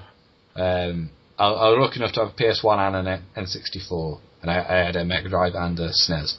But after that, I had just a Dreamcast, and then I got a PS2, and then I got an Xbox, and then I actually got a GameCube after my Xbox, and I only had one or the other. Oh, I tell her I know I had an Xbox and a GameCube at the same time, but it wasn't until a few years after I picked up another PS2 and caught up with a few games I hadn't managed to get first time round. And like I say, this current generation, I've just had them all. I've just gone and bought them all anyway, and this will be the first time in X amount of years that I can only have one, because obviously I've got a mortgage, I've got a son, I've got a cat and a dog and mouths to feed and whatnot, and I've settled for a PS4. And like I say, down the line I will pick up an Xbox One, providing there's something worth picking up for. But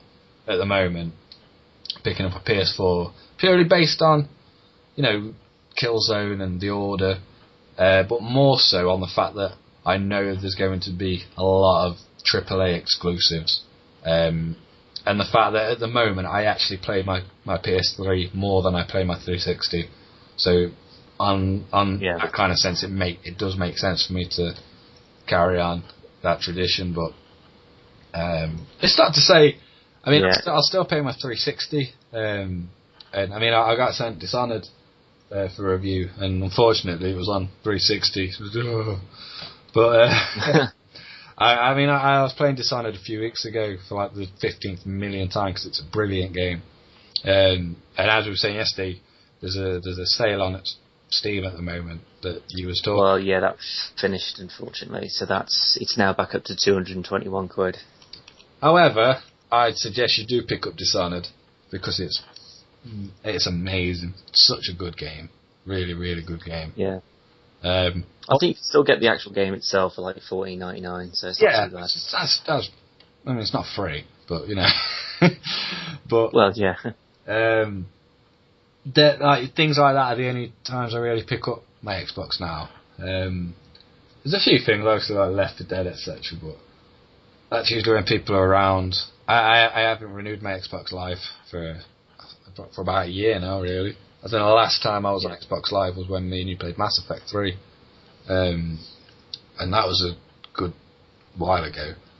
And it's just, I prefer the likes of Uncharted and Last of Us, stuff like that they are AAA games, and I remember the first time I put Uncharted 2 on, and at that same day I just had a new TV. And it was only like 32 inches, but it looked amazing. And the beginning bit with the train cart that's gone over and you're stuck in the mountain and stuff, that literally blew me away. It was amazing. And not one moment Oh no, I tell a lie. I was going to say not one moment on my 360 did I have that, but I remember the first time I played Fallout 3, and the first time you come out of the vault and you look around, and everything's dead bright because you've been underground. Excuse me. Yeah, that was great. That was a really good. Didn't blow me away, but I was like, wow, that's pretty impressive. But I was never like, wow, that looks phenomenal. I don't know. See, I had it on the on the PS3, and that's pretty much exactly like when you sort of pop out of the vault and just like, wow, look at the fucking like the glare, and it's just like you can't actually see because it's that crazy. I love it. It was. I mean, Fallout's a brilliant game, but I actually bought New Vegas on PS3, even though I had Fallout 3 on 360. And I'll be honest, I wasn't as impressed with New Vegas as I was with Fallout 3, but like I say, I've never had the moment on 360 that literally blew me away and made me stop playing just to take in what I was looking at. And like where I could say with Uncharted, I actually stopped playing just to look at the level of detail that was there. And I was very disappointed with Uncharted 3 in the sense that I never had that moment again. But, you know, it was nice to have that moment. It was like back in the old days. I remember playing Super Mario 64 for the first time. My uncle went and bought a N64 the day it came out, and we were sat around the TV, with my cousin and my uncle, and it was phenomenal. It was just like, this is insane. It's this big, massive open world, dead bright, dead vibrant. Mario can you can back flips, you can do front flips, and you can stomp and all that stuff. Yeah. Amazing. And that then really was my pinnacle moment where I thought, games are really awesome. And I mean, like I said, I've been playing SNES and Mega Drive, and I mean, well back to like the Amiga and Amstrad and stuff, and I never had the moment that literally blew my mind. And I'd say Mario 64 and Zelda Ocarina of Time and stuff like that, they really were fantastic moments in games, and very rare now. All games look pretty decent now, but when you have something on the lines of Uncharted that you can't get on anything else, like we said before, Tomb Raider is probably the closest thing the Xbox is going to get to an Uncharted. And yeah, at the moment, I'd say Tomb Raider has edged Uncharted in terms of graphics and gameplay and stuff. But that's literally until the new Uncharted comes out, because it's going to be phenomenal. You know, Naughty Dog do things with games that they might not be wholly original, but in terms of the way they deliver it, Naughty Dog can't be beaten. Naughty Dog are up there with Rockstar. Well, they're doing it right. That's what they're doing. I mean, like, it's not as if they're just they're just making the same games again and again and again. It's like, well, they are, but they're learning from it, and then you're just so engrossed in it. Do you know what I mean? If you look at the difference and in terms of gameplay on its own, but in graphics and how things are executed, from Uncharted 1 to Uncharted 3, and even up to The Last of Us, you can see that they've learned the little mistakes from each game and, you know, tightened them up or took them out completely and put something better in there instead. And while Uncharted 3 was, I mean, I still gave it a 10 out of 10, but it was nowhere near, personally, it wasn't as good as Uncharted 2, other than the end of Uncharted 2, which was ridiculous. But it was, I just didn't understand what was going on. But anyway, like with the crazy monsters, yeah. Yeah, you had the crystal thing. I can't even remember what actually happened now. But you had the villain, and he had that stuff, and he turned dead strong and whatnot, and it turned into basically the new Indiana Jones film. Yeah, it was I can't remember exactly what it was, but it was like this sap, but it was like explosive, but it made you immortal at the same time. Yeah, it's quite weird. You had to beat it by shooting the blue sap shit. And it took everything away that the game had led up to that point. I agree. It was brilliant expedition. It was brilliant, like searching for stuff, and shooting was really good, and the cover and the stealth. and the story and everything was tight and, really up there with one of the best games I've ever played. And then it got to that last section of the game where it just turned into something that could have been alright in another game, but it didn't seem Uncharted. And it was just like a standard boss battle. It's just like, do this to him so many times until he changes his attack, and then you do this so many times until he changes his attack, and you do it again, then he dies. It's just like, well, if he's immortal, then, have him die in like some crazy way, but... It was just... No, it ruined it. But up to that point, absolutely fantastic game. And I really enjoyed Uncharted 3, but it didn't have the same pizzazz that Uncharted 2 did. And I'd say that was my only real flaw with the Uncharted series, is the fact that the expectations are so high that even though it was still a really, really, really good game, you automatically assume that it's going to be 10 times as good as the previous one. The sequel to The Last of Us is going to get the same treatment in the fact that this is one of the best games of this entire generation. So the sequel is going to needs to be even better. Can't be as good, it needs to be better. And if it's not, even if it's still like a 10 out of 10 game, it's going to be a disappointment if it's not better. And that's just unfortunately how it actually goes with these kind of games. And that's my problem with Halo. They don't really get better, they stay the same. And that's good for people who love Halo. Halo is a good game in its own right, but it's not good enough for me to say, here's some money, I'll have an Xbox One for Halo 5.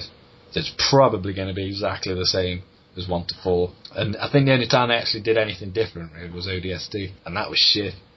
So I honestly don't know. I can't say if someone says, why are you getting a PS4? Like I say, my answer is going to be Watch Dogs, and it seems a really, really frivolous and stupid answer because I can get Watch Dogs on PS3 or 360, but I want it on PS4. I don't want it on Xbox. Yeah, see, I'm still about Beyond Two Souls. Like, just watching the trailers for that. That is just, if that's a sign of things to come, like, it's just like... That's PS3 though, isn't it? No, but that's what I mean. Like, that's a sign of things to come. So, like, that's the end of the generation. And it's just like, what are they going to be making for the new one? And it's just like that, because nothing that Xbox have done that's sort of like their own exclusive looks as good as that. It doesn't look as interesting as that. And I'd get one just to see what else they'd come up with. Because at the moment, like, whenever I see Sony Computer Entertainment Presents, I'm just like, this is going to be good. This is going to be really good. And it usually is. And I just can't, like, I just don't get the same feeling. If I get something for the Xbox, it's something I usually could get for either. But for convenience sake, I'll get it for the 360. Yeah. Or for gamer points, whatever. Because obviously the trophies are not a PS thing. No one really cares about. But the gamer score, there's sort of a certain element of pride that goes with that. Nerdy pride, granted, but still a sense of accomplishment. You can actually carry over your 360 gamer points over to the Xbox One. Is going to be beneficial for some people.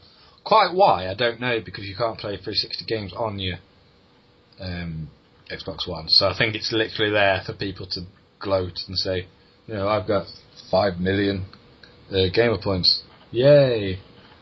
Nice one. Yeah. It's just like, all the digital content that I downloaded. Lost it. Hooray! Yay! So I've got to keep my 360 anyway if I want to carry on playing Hitman. That's another thing that really, really annoyed me with Microsoft. Before the whole DRM thing came about, that they said, we're going to allow you to trade your games and stuff. They had an email or a letter or something from a guy who obviously works in the army, and he's in a submarine, and he said, what about us people that we haven't got internet connections? How are we going to use an Xbox One without an internet connection that you've said is mandatory? Without an internet connection, it won't work. It needs an internet connection. How are we going to play an Xbox One? And Microsoft's reply was, well, we actually have a product to suit those needs. It's called an Xbox 360. And That's not good. It's why should people in those It's not a sales tactic, is it? Well, no, it's not only was it. That's literally pretty much word for word what they said. Obviously, that was a horrible thing to say, but what got me the most was, why should people in those circumstances have to settle for an Xbox 360 when people unsure can get an Xbox One that's supposedly 10 times better than an Xbox 360? Why do they have to miss out just because they're underwater? Yeah, and like I've seen a few interviews where they're saying sort of like, what about if you're in a poor internet connection area, or you don't have the internet, or whatever, like what are they going to do? And they say, we've already got something for that, it's called the 360. Yeah. And they were saying, well, so that's what you're telling your fans, like if you're not going to be able to use the Xbox One well enough, then just stick with the 360. And he went, yep. And they're like, right, okay, that's fine. Well, so it's just like, I can't remember his name now, but he worked for Microsoft. I think he's actually been fired. Dick, that's his name. Dick, yeah. And he was asked the same question and said, like, what about people in rural areas? Some places haven't even got internet. Some rural areas have quite a slow to poor internet connection. And he said, why would I want to live there? And yeah, that's just not an answer. And in all fairness, a lot of, not just Microsoft, but Sony's fan bases as well, are young teen boys who haven't got a choice of where they live.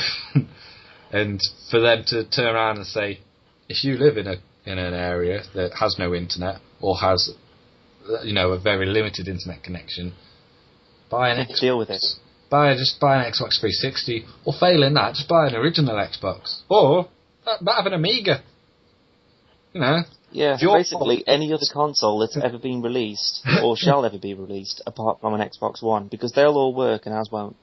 Yeah, and they're literally saying, if you want to buy a console, stick with your 360, or if you must be part of the 8th gen, buy a PS4. Yeah. If you want an upgrade, just go on to someone else. Yeah, if you want an upgrade, just go for a different company altogether. We don't mind, because the people that are buying Xbox One all have brilliant internet connections, and people were agreeing and saying, well, fuck it, I'll buy a PS4 then, if that's how you're going to be. And now they've come out and said, you know what, we're taking off all this DRM, trade games, sell games, make love to games, do what you want. And then people are like, yeah, Microsoft are amazing, when they're not, because at any moment they can... No, it's just like, well, that should be a standard thing. It's not like a gift that no one else has provided you with. It's like they've kicked you in the balls, they've kicked you in the balls, they've kicked you in the balls, and then they help you up off the ground, and you go, oh, thanks a lot. It's like, what? What are you on about? Why are you doing this? It's like no one else has even thought about this as a business model. And yet you've gone ahead and played the cards, so everyone else goes, well, thank fuck we didn't try that, my God. I mean, I know, and we said this earlier, saying that it doesn't seem like a very plausible business tactic, that it seems that they don't really believe in the product they originally made. And I know you're not a massive fan of Apple, but the one thing you can say about Apple is they stick by the guns. And absolutely, yeah. Here's a product we genuinely believe this is the best smartphone, or the best tablet, or the best desktop computer, or the best laptop on the market. We put a lot of heart and soul into it. If you agree, that's brilliant. Buy it. If you don't agree, then don't buy it. Obviously, a lot of people are buying each and every one of those products. Some people buying them purely because it says Apple. Some people buying them because they too believe it is the best thing on the market. Personally, I am a big fan of Apple, but I like I mentioned earlier, I've switched to Galaxy Note 2, and I've had it nearly a year. Got it just before Christmas last year, and I have no doubts that this is the best phone I've ever had. It's brilliant, and it's. I actually went in to get the Galaxy Note 2. I knew I was going to get one. And while I was waiting for someone to come and obviously sort the deal out, I was playing on an iPhone 5. I'd already played on some before. And I had a moment where I thought, do I just get an iPhone 5? And I said, no, I don't want an iPhone 5. I want a Galaxy Note 2. And I walked out of Galaxy Note 2, and I'm having a look back. And then, obviously, very soon, there's going to be the new iPhone revealing, whether it's a 5S or whether it's a 6. And I honestly don't care. I will be getting a Galaxy Note 3. I don't care. I agree. And I think the Xbox One could have been that same product in the sense that, it doesn't. I don't like the look of it, but looks aren't everything. I'm not buying it for what it looks like. I'm buying it for what it does. And some of the things the Xbox One will be able to do are going to be mighty impressive, but they haven't marketed it in that such a way. They've literally tried to shovel down your throat what they want you to hear, even if it's not what you want to hear, and basically spell it out as this is the best thing ever, when PS4 does basically everything exactly the same, but they've said this is a games console. Oh yeah, it does stream stuff as well, so you can watch your Netflix and stuff. But it's a game console, and it's like £100 cheaper as well. Yay! And they've literally don't get me wrong, it's obviously a very sneaky tactic what Sony have done, in the sense of they've picked out all the bits that Microsoft have done wrong, and they've blown them off and said, you can't buy games and trade them and sell them, do whatever you want with them. It's your game, you've bought it, do what you want. And obviously now you can do exactly the same on Xbox One, but some people, like myself included, feel it's too little too late. And as I keep saying, it doesn't spell out that they believe in the Xbox One as much as they should. They've literally caved into... They said it was down to consumers complaining, saying, we want this, we want that. That's not what it was at all. They did it because of how well a reaction Sony got. And no matter how much they say otherwise, that's exactly what it was. Because if it was a case of, we want this and we want that, alright, then we'll do that. They'd have done it long before they did. Instead of saying, no, we're not going to change our mind. You'll see that we're right.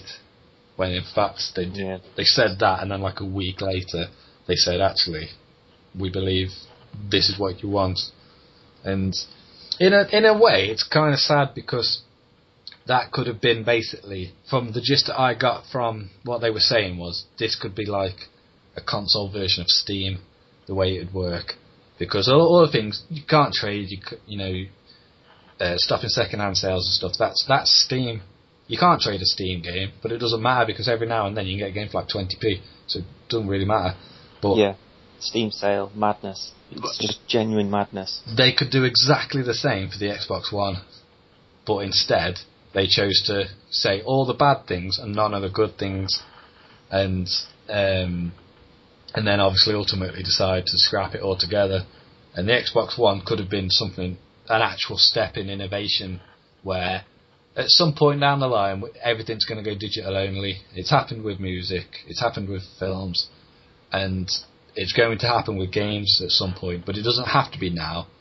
But they could, if they'd have showed a demonstration of it working, and working really well, then I think it could have been a totally different scenario altogether, because Steam's brilliant, but in order to have a Steam console, it's going to be like £800, where I won't pay that for a console. And the Xbox One could have been the closest thing we've got to Steam in a console, and obviously for like £450 or whatever, it could have been bang on, but they chose to do it completely wrong and fuck it up, stick by the guns, and then change their mind.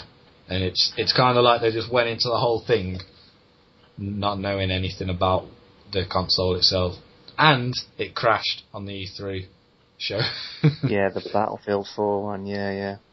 And then obviously a lot of the booths afterwards, a lot of them were running on computer rigs, not Xbox Ones, and I think one of the chips, I think it uses, I could be wrong here, I think it uses like an AMD chip or something, and the actual PCs that they were running on were running on like NVIDIA chips, so it wasn't the same chip anyway.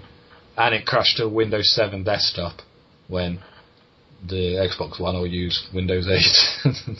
Yeah, that's just reminded me of something else actually, because I remember when they were doing the keynotes thing and they were just like, making these announcements, and then it was just like they'd pause for applause, which would eventually come. But then they said, like, you know, the Xbox One's going to be out at, like, I don't know, when was it? Next year? Early next year, was it? I think it's actually out. When they said early next year, but it's actually, apparently it's going to be this November. Right, okay, so end of the year. And then they announced that they were launching a new 360 that looked like the Xbox One that you could get for about 200 quid or like 180 quid or something. So, and then to sort of say, to tide you over up until Xbox One comes out, here's this new 360, which is exactly the same as your other 360, except it'll be slightly more updated and it'll look shit like the new one will. Yeah. And then they said, we'll give you 2 free game downloads a month, or a free game download a month, whatever it was. And I was just like, well, that's not, you know, that's fairly generous. And then the first 2 they announced was Halo 3 and Assassin's Creed 2. So it's like, sorry, so your sort of like deal sweetener, the one that's going to make everyone go, wow, you've absolutely sold me now, is Halo 3 that was released in like 2008 or 2007. And then Assassin's Creed 2, of which there's been like 5 sort of like sequential games afterwards. Yeah. And it's just like, if you're even remotely into Assassin's Creed, like up to the Black Flag where we are now, you've already bought and played Assassin's Creed 2. So you basically just think, what's at the bottom of the barrel? What have we got that we don't really mind losing money on? And that's it, Halo 3, Assassin's Creed 2. If it had been Assassin's Creed 3 and Halo 4, then I'd be like, fuck, right, that's not a bad deal, that. Like, they're literally saying, we want to keep our people, so, you know, stick with us, we're going to give you some good free stuff. And then, you know, you've got this Xbox 360, just in case you've got an arcade or whatever, and you can, you know, get it for 150 quid, just so it'll be slightly better than your old one, it'll have a little bit more memory, it'll be a new design, so you can get used to it, and then there's sort of like this cool free stuff that we'll give you as well. Then you'd have more of a sale. But the fact that they've just said there's a new 360 which looks pretty similar to the new one, it's going to be about 200 quid for this thing, that will last you 5 months until Xbox One comes out. And then we're going to give you a couple of shit downloads a month for you to sort of pass the time on for games that you've probably already bought ages ago. And it's just like, what are you doing? Genuinely, what are you doing? Totally agree, in the sense that obviously people who are going to want to play them games have already played them, no interest whatsoever. And that basically sums up what we actually feel about the Xbox One, really. Yeah, pretty much. Doesn't really offer anything tremendously new up to yet. Obviously, there are going to be moments that it will excel, but at the moment, me personally, PS4, Dan?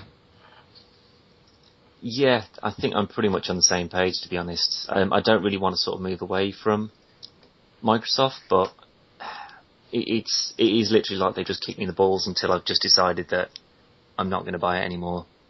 And maybe in a year or so, when there's an offer on and there's a few exclusives out that I can't get for the PS4, and I just think, oh, it might actually be worth getting it just for that. And it won't be Halo, it won't be Dead Rising, it won't be Forza, it won't be anything they've already announced. It would have to be something pretty good for me to sort of go, well, it's definitely worth now spending 300 quid to go and buy it with another stupid Kinect. And up until now, I've got no reason to. I mean, a couple of mates of mine both pre-ordered Xbox One, and then when they watched the E3, one of them cancelled the pre-order straight away and pre-ordered the PS4, and that's literally just off how they presented themselves at that. And then the other one, I think, is still got it, but I think he's also pre-ordered the PS4 as well. Yeah. And he's more excited for that, but he's saying, like a lot of sort of Xbox One pre-orders, I'd assume, are people just saying, I've got an Xbox, I like an Xbox, I'll get a new Xbox because I don't want a PS3, or, you know, a PlayStation, sorry. And I can see where they're coming from, because I was very sort of, it was like, fuck my PS3, until I got something like Uncharted 3 or Last of Us, like anything that was exclusive for it, I would definitely go out and buy it. Yeah. But it was just for exclusives. I didn't buy anything, just like Tomb Raider would probably have looked better on that, but I still wanted it for the Xbox because I liked playing that. I liked the controller better. But I like the look of the new PS4 controller. Actually, it looks like a little bit more robust rather than just the same sort of the controller shape that they've had since the PlayStation original.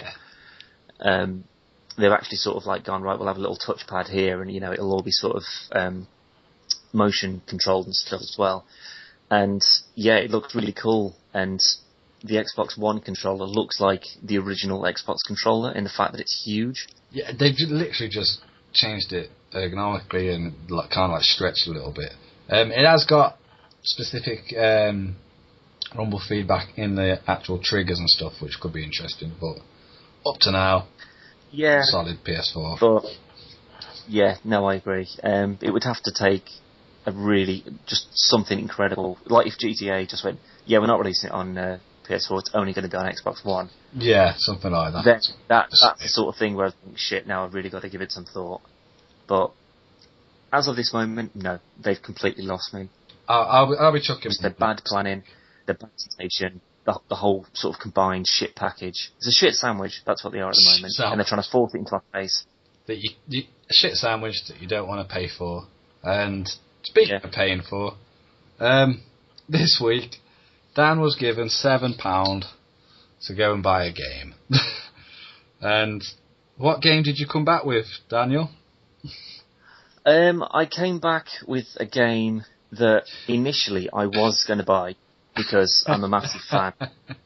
No, this is all true. But I left it because, it wasn't very well received. But when I was on the hunt for our new feature, which is going to be called 777, which is £7, 7 days, 7 minutes. So we've got a £7 budget. Go out and find either a good game that's kind of been forgotten, or just a really shit game, and just see if there's any redeeming features to it. Got 7 days to complete it, and then we're going to have a lovely 7 minutes to review it as best as possible. This week, 007 Legends. 007. Quite a big James Bond fan myself. I don't know about you. I don't know if you like Mr. Bond. I'm a very big James Bond fan, which is why I hate 007 Legends. But well, now that I've bought this, I now own every James Bond game that I think has actually come out since the PlayStation 1. Even 007 Racing. Yep, I had 007 Racing. Oh my! It was shit, but I had it. And that's including GoldenEye Reloaded as well, which will also be covered in this, unfortunately. And GoldenEye Rogue Agent. Oh god, yeah, with the eyeball that was just... Although it was dual wielding, that was quite cool. You can't even do that in GoldenEye Reloaded, which is a bit weird, but fair enough. No, don't spoil things yet. Right, because that's where we started.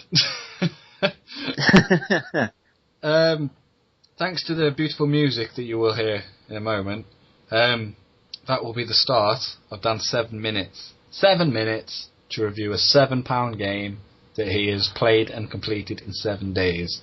So, are you sat comfortable? Oh yeah, very comfortable. Yes, your 7 minutes starts now. Right, 007 Legends. Not the best of games, quite admittedly, which is why after a year it's down to about £7 in pretty much any entertainment exchange or central game exchange or game station or wherever it is you're actually buying your games from. I want to go over a few positive points before I get onto the utter shitty mess that the rest of it is. But it is very heavily taken from the sort of GoldenEye Reloaded mechanic. Now, the game is called 007 Legends. However, it's not all the different 007s. The Legends refers to the bad guys that you're actually fighting. So, obviously, Daniel Craig, who is now Bond, it's not replaced with Roger Moore or George Lazenby or Sean Connery as and when the film dictates. It is all Daniel Craig, which kind of makes sense, but it's also kind of a bummer, because when you want 007 Legends, you want the actual guys from the actual films. There are a few films that are covered in the actual game. There's Dying of the Day, Living Daylights, Skyfall, which is a downloadable, it's a free DLC actually that you got when you bought the game another one of those stupid things where it's just like, well, if you're going to make it free when you buy the game, why not just put it in there, for God's sake? So obviously they needed more development time for that. Moonraker and On Her Majesty's Secret Service. The actual legends that they have in the game are the villains. So you've got Oddjob, you've got Jaws, you've got Drax, you've got Blofeld, Goldfinger, Sigalor's in it as well, although she's not really a bad guy. Zhao from Dine of the Day, and Gustav Graves. Now, there's quite a few elements of it which are actually fairly decent. The character models, the voice acting is excellent. Halle Berry obviously played Jinx in Dine of the Day. She wasn't cast in this though, which is a little bit weird. So they had the character in, but it wasn't her from the film, whereas every other character is the exact character from the film. Doesn't really make much sense, but I suppose it's just a bit too expensive to get Halle Berry's face. The levels themselves, they can take about an hour or so. It's a little bit inconsistent in the fact that one mission can take an hour and 20 minutes, and then another mission can take about 3 minutes. So it's a little bit strange. It does sort of kill the immersion a little bit as well. You can play it stealthy if you want to. You can be a proper Bond. You can perform silent takedowns. You've got your gadgets. Or you can go through full combat. One of the best missions I think that's on there is when you're assaulting Fort Knox with kind of the CIA and the US Army to take out Goldfinger. And it's this full sort of like charge up to the front doors. However, it's very, very Call of Duty driven. There's certain people you've got to shoot that have got rocket launchers, and there's a big laser gun, and it feels very Call of Duty. It doesn't feel Bond, you know. So because Bond is sort of, the way I see him, is sort of like this one-man mission of an army. And this was very much of, you know, protect your team, blah blah blah, and it didn't really. It was exciting, but it wasn't as a Bond game should be in my eyes. Stealth is fine. I mean, there's some critical stealth missions where you have to be stealthy, and if you get spotted, they'll set the alarms off, and the mission's over, which is a bit of a pisser, because sometimes you just do want to charge through and just blow everyone away. The weapons that you have access to are fairly robust, fairly decent, and there's a lot of customization options where you can sort of spec XP on new scopes, thermal scopes, laser sight, that kind of thing. And the customization you can do are fine. However, you can only do it when you find one of these MI6 crates within a mission. So, and then if you lose that weapon, you lose all the attachments that are on it. So it's a give or take kind of thing. But there's also kind of an RPG, level up your health and that sort of stuff. The Skyfall DLC I did download after I played the full mission. Probably the worst of the lot, to be perfectly honest. You can do the kind of bike scene across the rooftops, which is fairly decent. However, it does end with the guy that Bond actually throws out of a window at the end. Drops him out of a window, should I say. You end up putting about 150 rounds into this guy before you actually manage to kill him, which is ridiculous. So that was a real pisser for the Skyfall. I mean, that's where just laziness comes in. There's a couple of car missions, no flying, unfortunately, and with a Bond game, you'd expect an equal amount of sort of driving, stealth, kind of spy with action. You get to drive in some random jeep in the Living Daylights mission where you're chasing after the oil tanker. You do get to play in the Aston Martin, the DB9, in the Die Another Day car mission where you're fighting Zhao in his Jag. The car controls are terrible. They just literally feel god awful. I mean, they did it in Reloaded, and it was better in that, and they were terrible, so that's saying something. The only mission that I really actually enjoyed as a Bond mission was the Moonraker missions, where you're anti-gravity, sort of floating around, and you've got Moonraker lasers, and the lasers are really cool. It does bring that back, that sort of GoldenEye laser, and then there's a Mark II laser, which is like a machine gun laser, which is really, really cool. But the sort of the downfall, however, is pretty much everything else. The graphics, the textures, the sounds, the lighting, the music. The music to an extent is fine because they have got the Goldfinger music, but they sort of implement that soundtrack throughout the entire game. but the weapons don't really sound powerful. You only get your 3 gadgets. You get your watch, you get a tranquilizer pen, or that switches between shock, distraction, and tranquilizer darts, and you get your smartphone. Now, the smartphone's a very similar concept to the smartphone that was used in GoldenEye Reloaded, in the fact that you can use it to sort of scan, kind of like a detective mode that you had in Batman Arkham City and Asylum. But rubbish, to be honest. You could really only sort of use it in a detective kind of sense when you're within a certain area. And then there's these kind of mini games that you do with like hacking and rewiring fuse boxes and stuff. You can sort of use it to distract enemies. Remaining. Oh Christ! It's still shit. Certainly not worth it. The only real kind of saviour is the patch. In the fact that it's kind of a radar, so when you look at it, it sort of displays your enemies. Definitely worth getting it just for that. Not. All in all, definitely not worth a buy. If you like Bond, worth a rent, possibly. Other than that, it really falls down in every element, even the multiplayer. Well, as the first feature of Dan 777, in which he has 7 minutes to review a game, he went over by 35 seconds. Yeah, it's hard to review bullshit and sort of keep it concise, to be honest, because you do just want to talk about how terrible the AI is. The fact that you've got a watch that's got a laser on it, but you can't shoot people with it. It's really, really not thought through at all. And the boss fights, my god, it's this terrible like melee punch, like left up is like punch him in the left hand side of the face whilst ducking, and it's just so repetitive and so boring. There's no excitement, there's no kind of Bond moments. I mean, for me, the best Bond game, apart from GoldenEye, obviously, is Everything or Nothing. That was just a really, really good Bond game. It sort of like just had big explosions and craziness, and this just had none of that. It's just a terrible sort of sequel, if you want, to GoldenEye Reloaded. If you manage to get it for £7, you're lucky. And I mean, if you've got a mate who's got it, borrow it for a once through if you're a Bond fan, which I am. But it really doesn't sell itself to the franchise at all. Terrible, terrible game. So there you go. If you like poor games, but you like James Bond, then 007 Legends is the game for you. However, yeah, I personally will not be purchasing said game. What we do have, though, for if you like to spend money on a budget, are a handful of apps. Cunningly good. A handful of apps. Basically, whilst Dan was off shopping with his grand budget of £7, I had no such budget. I instead chose to just be cheap and download some apps. And I've picked 3, one of which actually I only got today, even though it has been out for a good while. And I shall start with that one.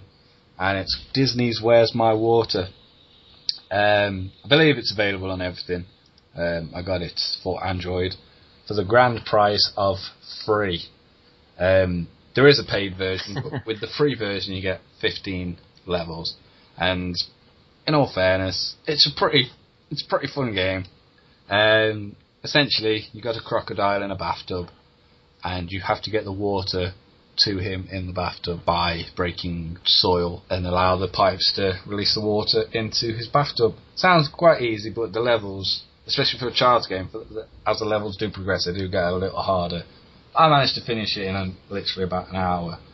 But it was quite enjoyable, and the last 2 levels in particular were quite big thinkers.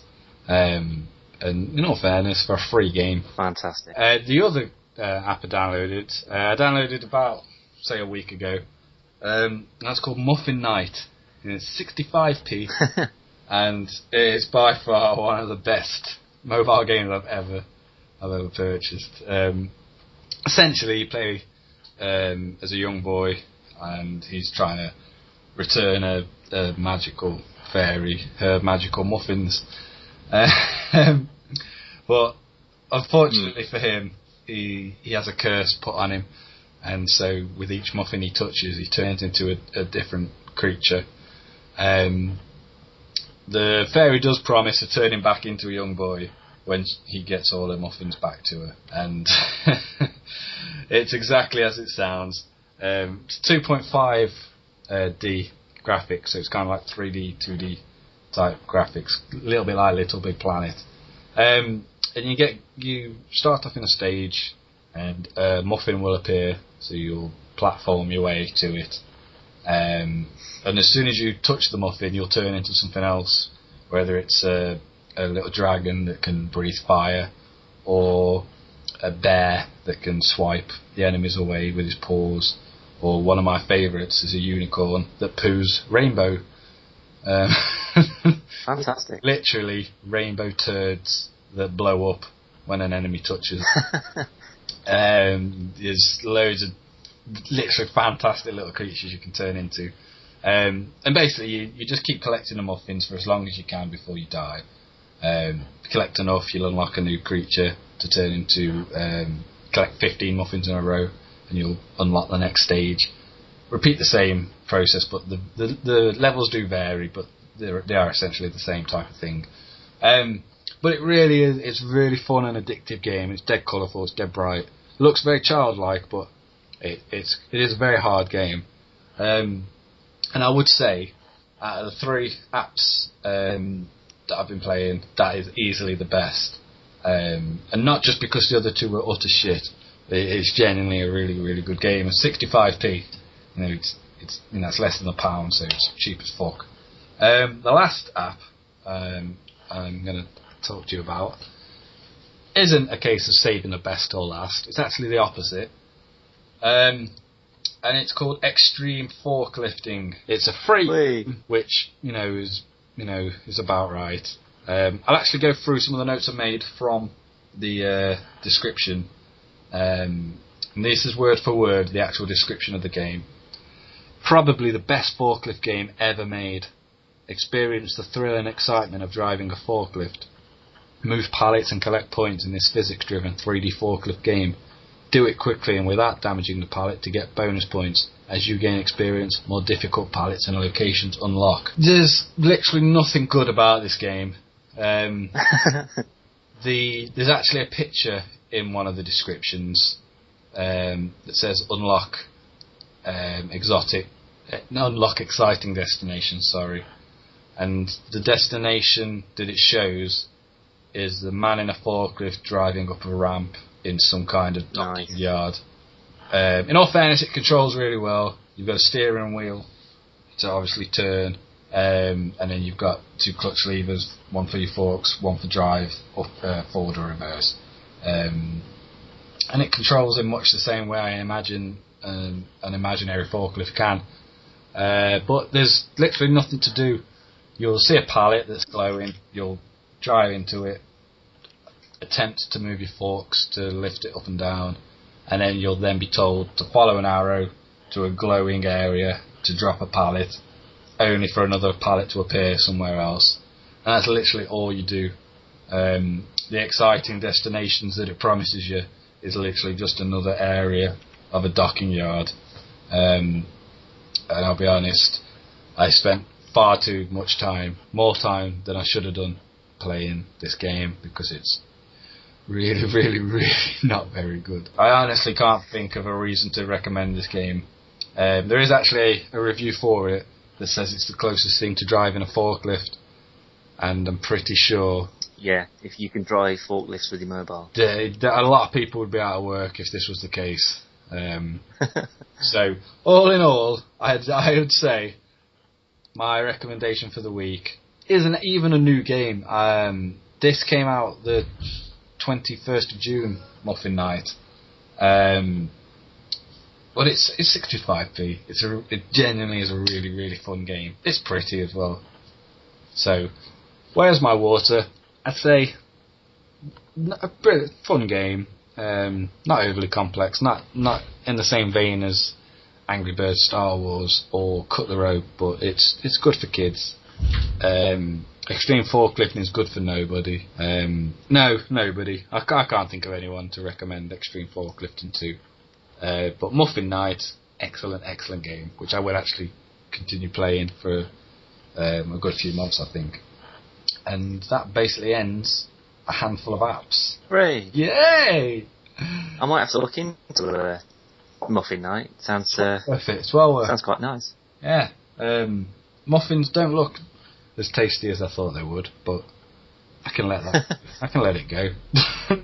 The fact that I can use a unicorn to poo on enemies is. Yeah, I like the idea of like a rainbow poo proximity mine. It's fantastic. Yeah. It really is fantastic. 65p. Yeah, absolutely. That basically pretty much covers this week's episode. We've had our views and opinions on PS4, Xbox One, even to a degree the Wii U, and what games are coming out, what games we're looking forward to. We're both really kind of on the same level that PS4 does seem to be the more enticing of the two. Yeah, which is certainly a first.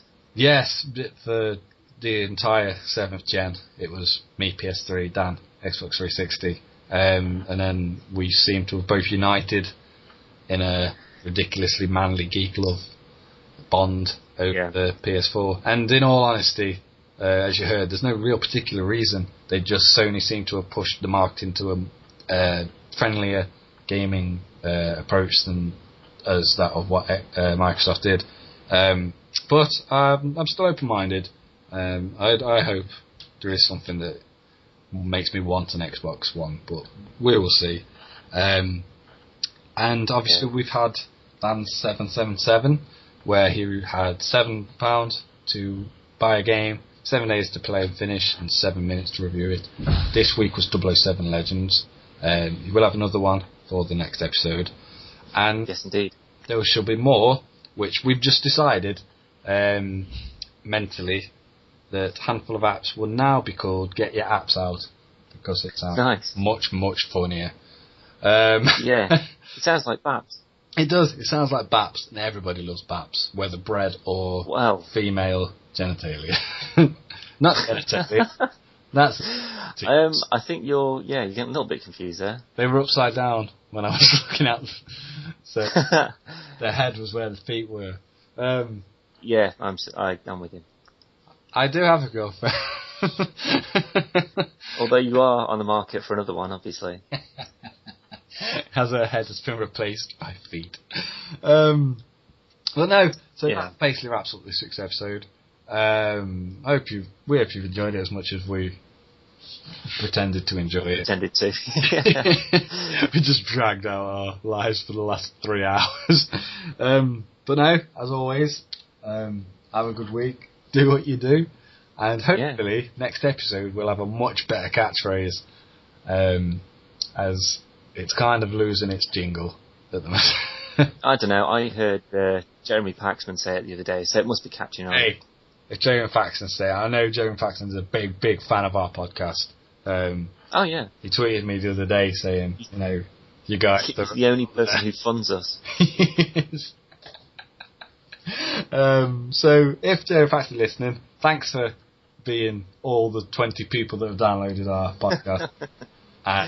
And countless more who have obviously streamed it. And we look forward to having you on the show. So until next week, take care of yourselves, and may peace prosper throughout your body. Yeah, not your lives, just your body. I think we should just go before people tune out. Yeah, which is definitely not what's happened like 10 minutes ago. It's like I think Dan already has, to be honest. Yeah, fair enough, yeah. I mean, yeah, that's what I said, yeah. What? Right, goodbye. Bye.